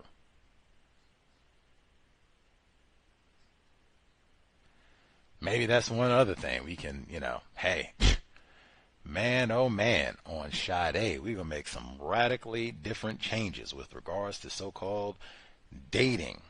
Talking to our children about, so-called dating a white person and all that. They got the audacity to put that tacky title on this, the first date murder trial. Like, get out of here, man. How about racist necrophilia? How about that? Anything else you could pick out? Dahmer #2 in Milwaukee. Like, it's a bunch of other much better, even racist killer in Milwaukee. Racist killer in Cream City. How about that? First date murder trial. Get out of here. Anyway, we will not be doing murder trial tomorrow because there's no court on the weekends, thank God. And I need like a week, month to recover from all of this, all the prayers that people would like to offer. They are appreciated. Let's see. We will not be here for trial coverage. I have to think. Compensatory call-in, yay, nay. I have to see. Man, this is for one. I will have to see how I feel in the morning. I'm going to go do a little bit of research about old Jay Dahmer and other components of Milwaukee racism. And I'm going to even try and go to Pizza Shuttle where Sade Robinson used to work. They said that she used to really do a lot to help assist people who were unhoused in the area and maybe didn't have enough to eat. Said, man, as long as I'm working at Pizza Shuttle, you got a slice. Even if you just got a nickel in your pocket, you got a slice. As long as I got a job at Pizza Shuttle. And apparently, she so touched the people at Pizza Shuttle that she still has a job at Pizza Shuttle. And she's been deceased now for over a year, and they still got her on the schedule because they can't bring her themselves to take her down. And they left her voice on the voice recording at Pizza Shuttle where she worked for 4 years. Again, she left such an impression on all of the co-workers and, the former owner and everything. So if you call Pizza Shuttle in Milwaukee, Wisconsin, and you get the voice message, that is Sade Robinson talking to you about garlic bread and all the rest of it. I'm going to tell you how, I don't even know what to say about other than the dimensions of hell in Milwaukee. Now, Wisconsin on the whole is renowned for dairy, right? Cheese and all the rest of it. Dairy cows, all that. So many people here, somehow, some way, have found out, Gusty, oh wow, you're vegan. Wow, and even sometimes it's because I've been talking to somebody else. I'm like, oh yeah, I'm vegan. Like, what? You're vegan? What? You don't eat what? You don't eat cheesy? What? Oh, well, and someone eavesdropped and said, oh, Mr. Vegan, you don't eat, like, Jesus Christ. So the best in the best of all these so far was white woman comes over, says, oh, hey, Gus, Mr. Vegan, you can go to Pizza Shuttle when you go and check out the mural and everything. They put a mural up to Sade, amazing mural. You can see it online. When you go, you can get a slice of pizza and all that. They got these big honking slices, and they got a big lunchtime special and all that. It's amazing. You'll love it. I said, man, I bet it is. I said, I don't really eat cheese, though. Vegan. Oh, really? Wow. That's, this is what they don't just have pizza at the Pizza Shuttle, They got chicken. They got the wings. They got pasta. They got lots of other offerings. I said, I've got to get out of Milwaukee soon. Anyway, any other folks, comments, questions from day 4 of the Sade Robinson murder trial? *61, folks. listening in Jesus Christ. It has been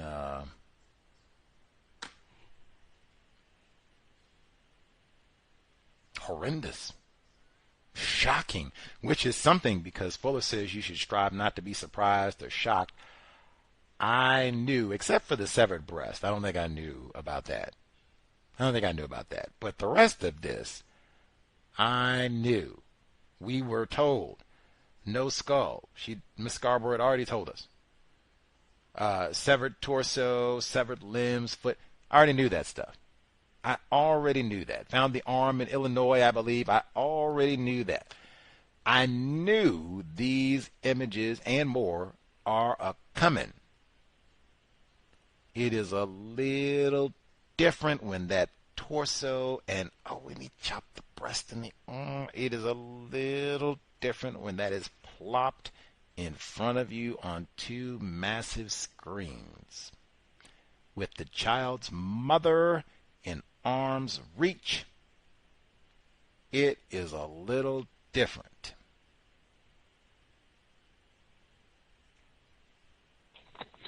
Gus, I don't think we'll be mad at you if you don't have a compensatory call in tomorrow. Much obliged. That was Irie. Was that victim in New Jersey as well? Yeah, Gus, a couple of things. Now that I'm just sitting there thinking about it and thinking about the defense. Somebody, if they want to hire that defense attorney, I'm thinking about it. I think he's lame, he's not on trial, but I'm wondering, are they going to put anybody on the stand that could maybe, speak to the character of old Max, or does he even have an alibi? Is he even putting up a defense? How could Max commit all these, killings? He was over at the Cracker Barrel, what actually is the defense? And when I was looking at a quick video, when I was looking at some of the video of the trial from, I think it was today, and then with the whole reasonable doubt argument, because and the caller spoke about this when he was trying to figure out, okay, is the defense or the prosecution? Because I was confused. I thought it was the prosecution too that was, maybe putting up an argument that blanket could have been placed there. But I do recall the defense questioning the detective and saying, my my client, he was arrested on the 4th, correct? Yeah, you guys searched the premises on the 5th, correct? So, that's the reasonable doubt that you're presenting. You know what I'm saying? It's really kind of lame if you can't, place your client somewhere else, which you can't. And I just was Googling, and I just seen that still shot photo of him on the bus. Let's wrap this up. And another thing, when you spoke about the protest, I'm kind of confused. I'm trying to understand. I would really like to understand and know what they're protesting. That's similarly, because we often get accused of when it's allegedly black on black crime. Why doesn't black people protest? Well, if the killer is already arrested, why do black people have to protest black on black crime? Normally black people get arrested and convicted. There's nothing to protest. So I would definitely want to know what are they protesting? And oh man, it just slipped my mind what I was about to say.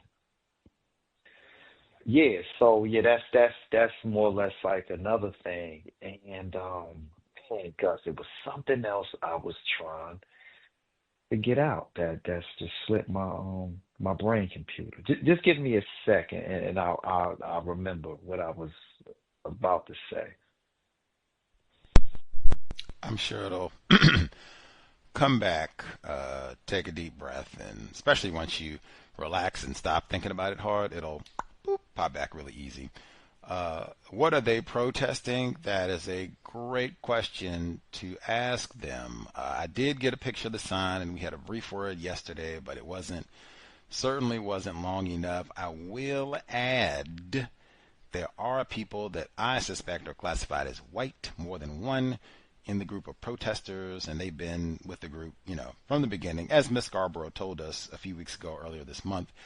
But I'm remembering some of the signs, and it was talking about protecting black people from Maxwell Anderson, which I would certainly, co-sign here.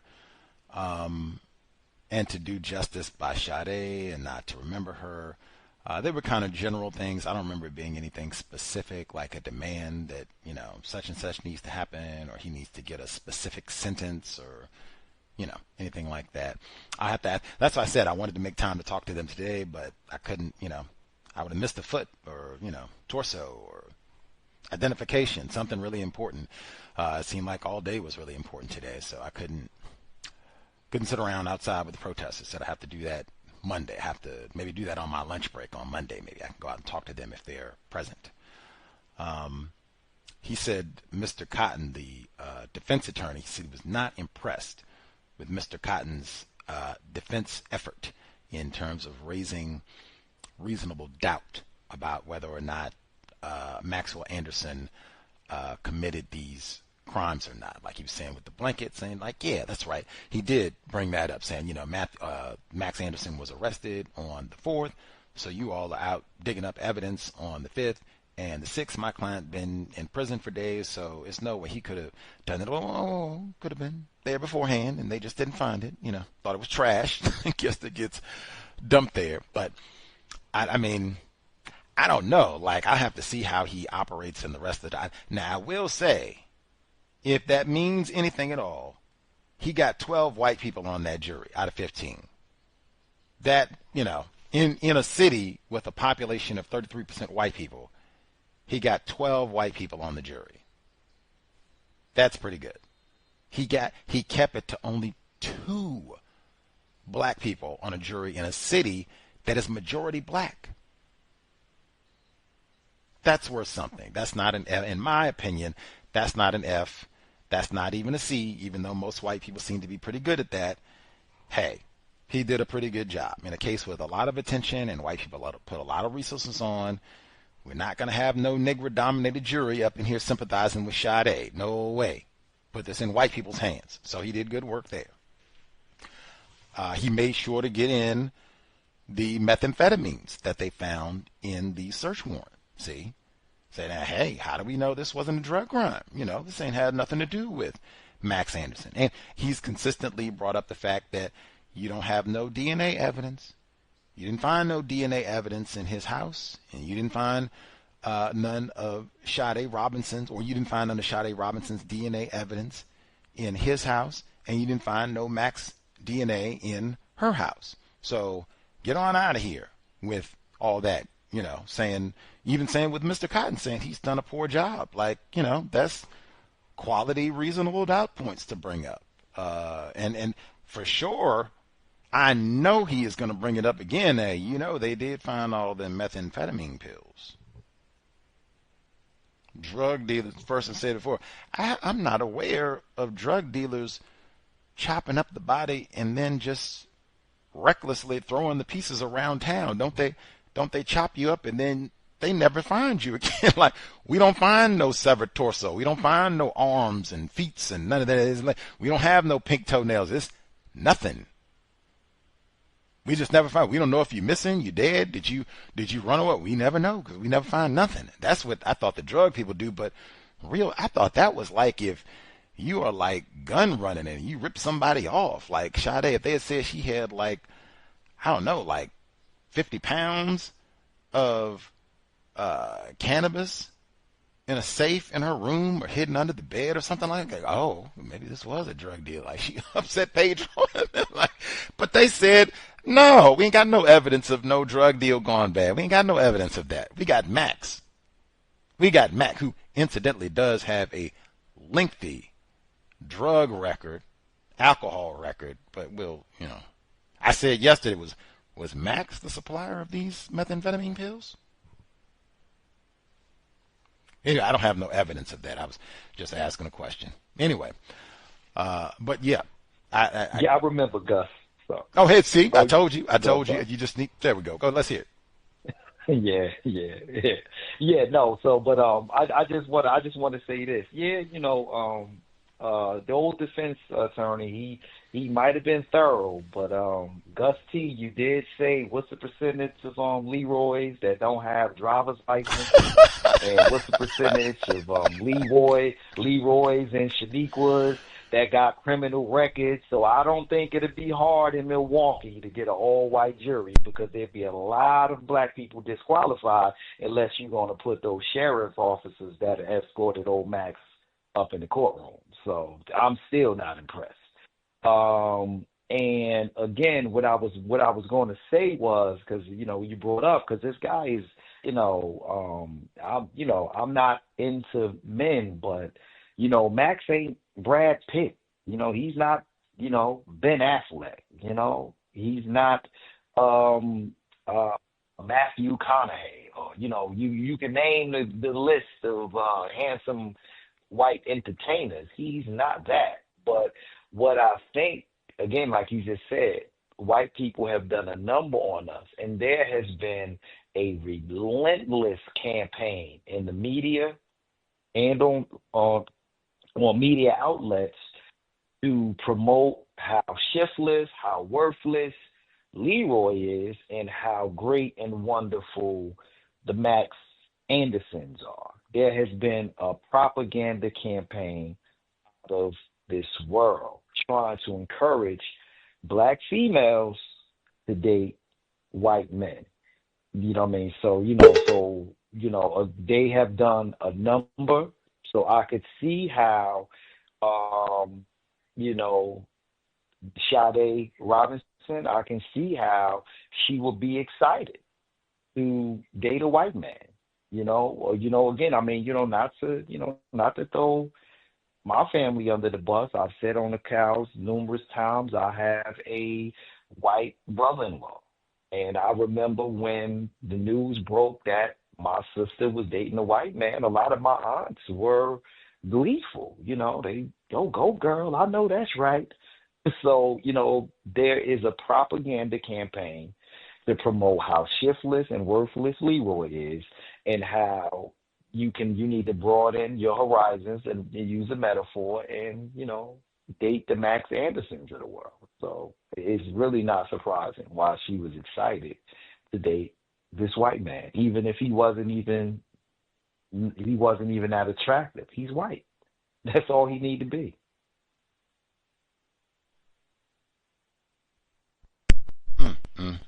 I could throw up.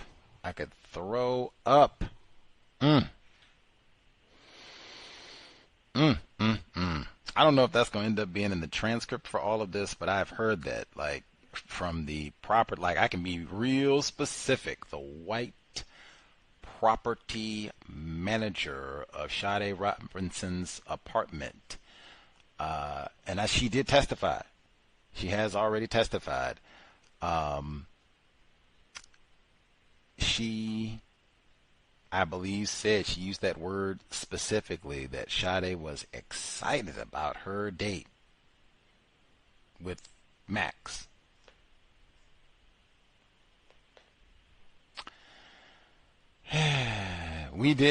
I'm even remembering the very first time that we talked about this case with a guest on the program.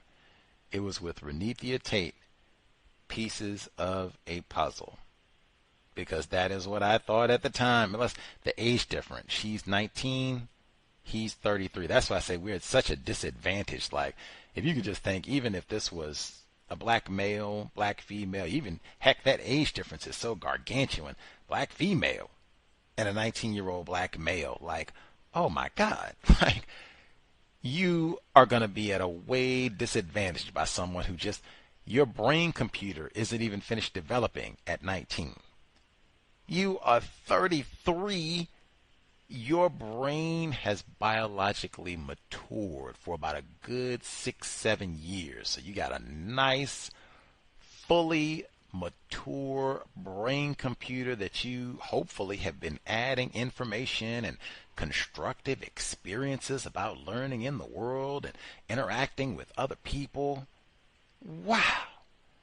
What they say, matter of fact, you should be able to run circles around a 19-year-old. I mean, really, man. And then you add on to that, I am a white 33-year-old man, and you are a 19-year-old black female.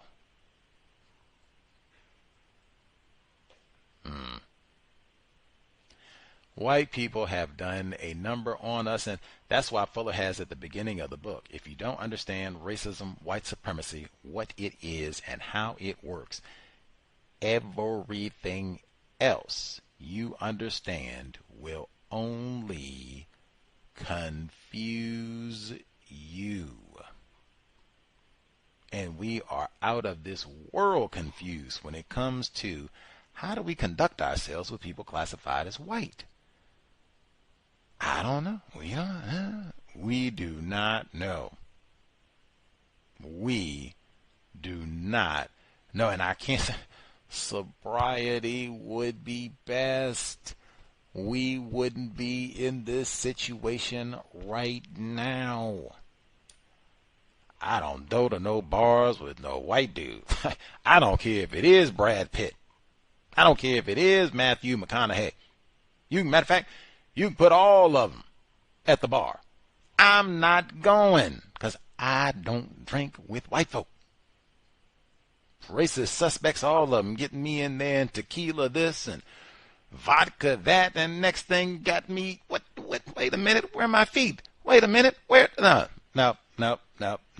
I don't drink with white people. You're not going to mad dog me. Matter of fact, I don't even drink water because you swango me, see, pee in my 7-Up.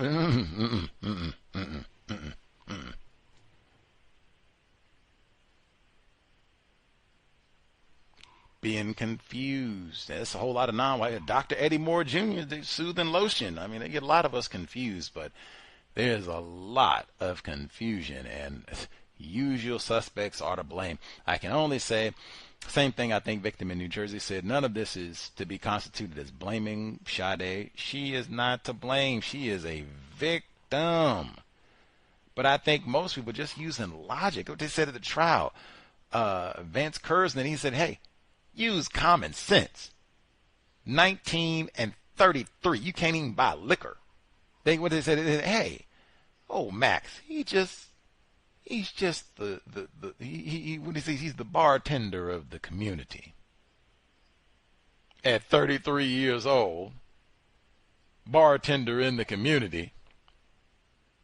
Sade can't even legally attend the bar, which the prosecution highlighted because she's got a provisional driver's permit. Don't you let her in the bar. 19. Got a while before she legal. Don't you let her in that bar. Max going, let's go to the bar. Twisted Fishman. Dukes. Get a taste. Some errors are fatal, especially in the system of white supremacy racism. Two especially white people and alcohol are involved. Ooh-wee. James Byrd Jr. is so many of those. Ooh. One of the worst combinations in the known universe. I will say, we had one of our listeners who wrote in and asked what I thought of the white female judge admonishing the jurors or explaining to them in her instructions not to use the dictionary to look up terms, and along with not to go out and research things that they hear in the trial, or go try and learn the geography of the scene of the crime, or to go visit the scenes here in town. I think all of that, including the not getting a dictionary, is just because all of the details about the case, it's not supposed to be an independent study type of a thing that you went out and did this and did that and this is how you formed your opinion. Everything is supposed to be based on what is heard on the witness stand and the exhibits presented and how you process that material and that material alone. Now, I think once you get in the deliberation, the jurors, I think once they get in the deliberation phase, then they have a lot more latitude to start to dig into that stuff. Like, okay, now obviously then you can't go out and research the geography and such, but I think you can have portions of the transcript read back. I'd have to double check that to make sure. You can have exhibits brought back, like to check the veracity of things and all that, but that's supposed to be done as a collective, we the 12 jurors, as a part of how we deliberated to arrive at a verdict, not I individually went out and did my own, etymology research about what exactly this term, like, that's not supposed to be done in any fashion, research or geography. And like for this case, man, they have had maps of Milwaukee County up so like today, and they were so critical. Like, even in fact, some of the witnesses, their credibility, a part of, at least for me, how I assessed their credibility was based on their understanding of the geography of Milwaukee County. The witnesses who had a better grasp, dare I say witnesses who have had more experience where they have had to testify about matters relating to Milwaukee County geography, they seemed much more competent. And because this is not a trial where just somebody, they got into an argument in the house or on a street corner and you called me, what, we're going to fight.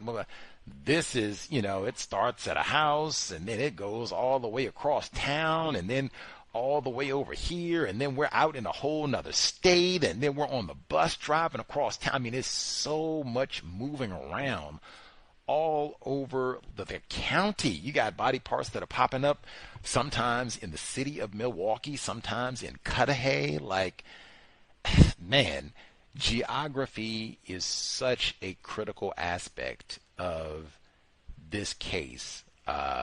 Just that alone. If you don't understand geography, you would sound a little bit less, believable in how all of this is.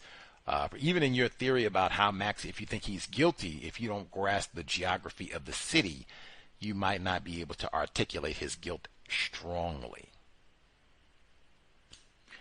Anyway, Jesus Christ, so much material. I'm glad I guess on one strong sense, I'm very happy to hear that the gruesomeness of today is somewhat diluted on YouTube, but then I guess in the other sense, that's why I'm glad I came, because man, frequently I'll say it seems that white people will lie and try and minimize it maybe some years later and just say, oh, he gave her some sleeping pills and knocked her out and just killed old Sade and it was terrible, and they'll leave out all the gruesomeness about what exactly was done to Sade Robinson. Oh, like all of that. White people couldn't even testify to it. It was so horrifying. That sort of thing, like that. Don't clean it up. Don't sanitize it, especially if you have offspring. They should know about this case. I'd say especially if you have female offspring, teens.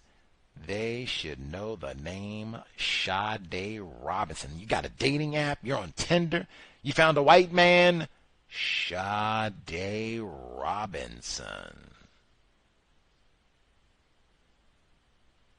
Sade Robinson. Certainly you got Aura Kellys out there too, and lots of non-white people who abuse and mistreat other non-white people, male and female. First time last time. All of that said, Sade Robinson. We don't need to add to our troubles trying to, Leroy ain't going to do right by me, which might be the case. Max is not an improvement.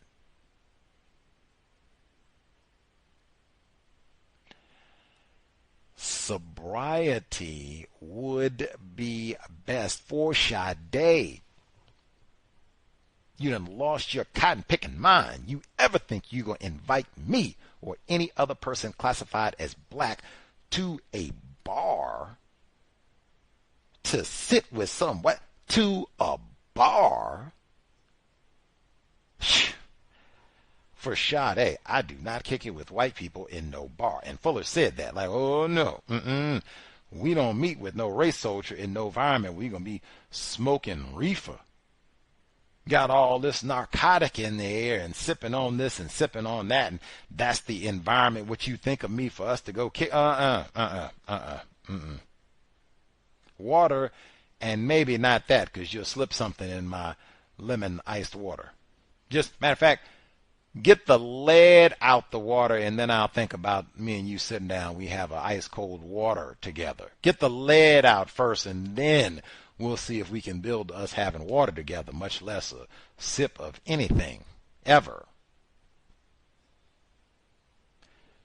Creator, we ask that you help us maximize our time and energy to replace white supremacy with justice, not to date white people, whatever that means. I know one thing it doesn't mean.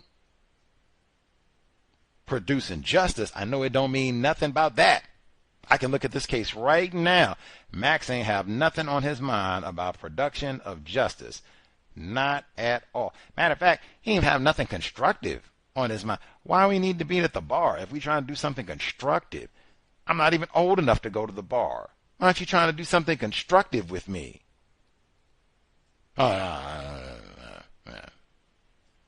White people kill for fun.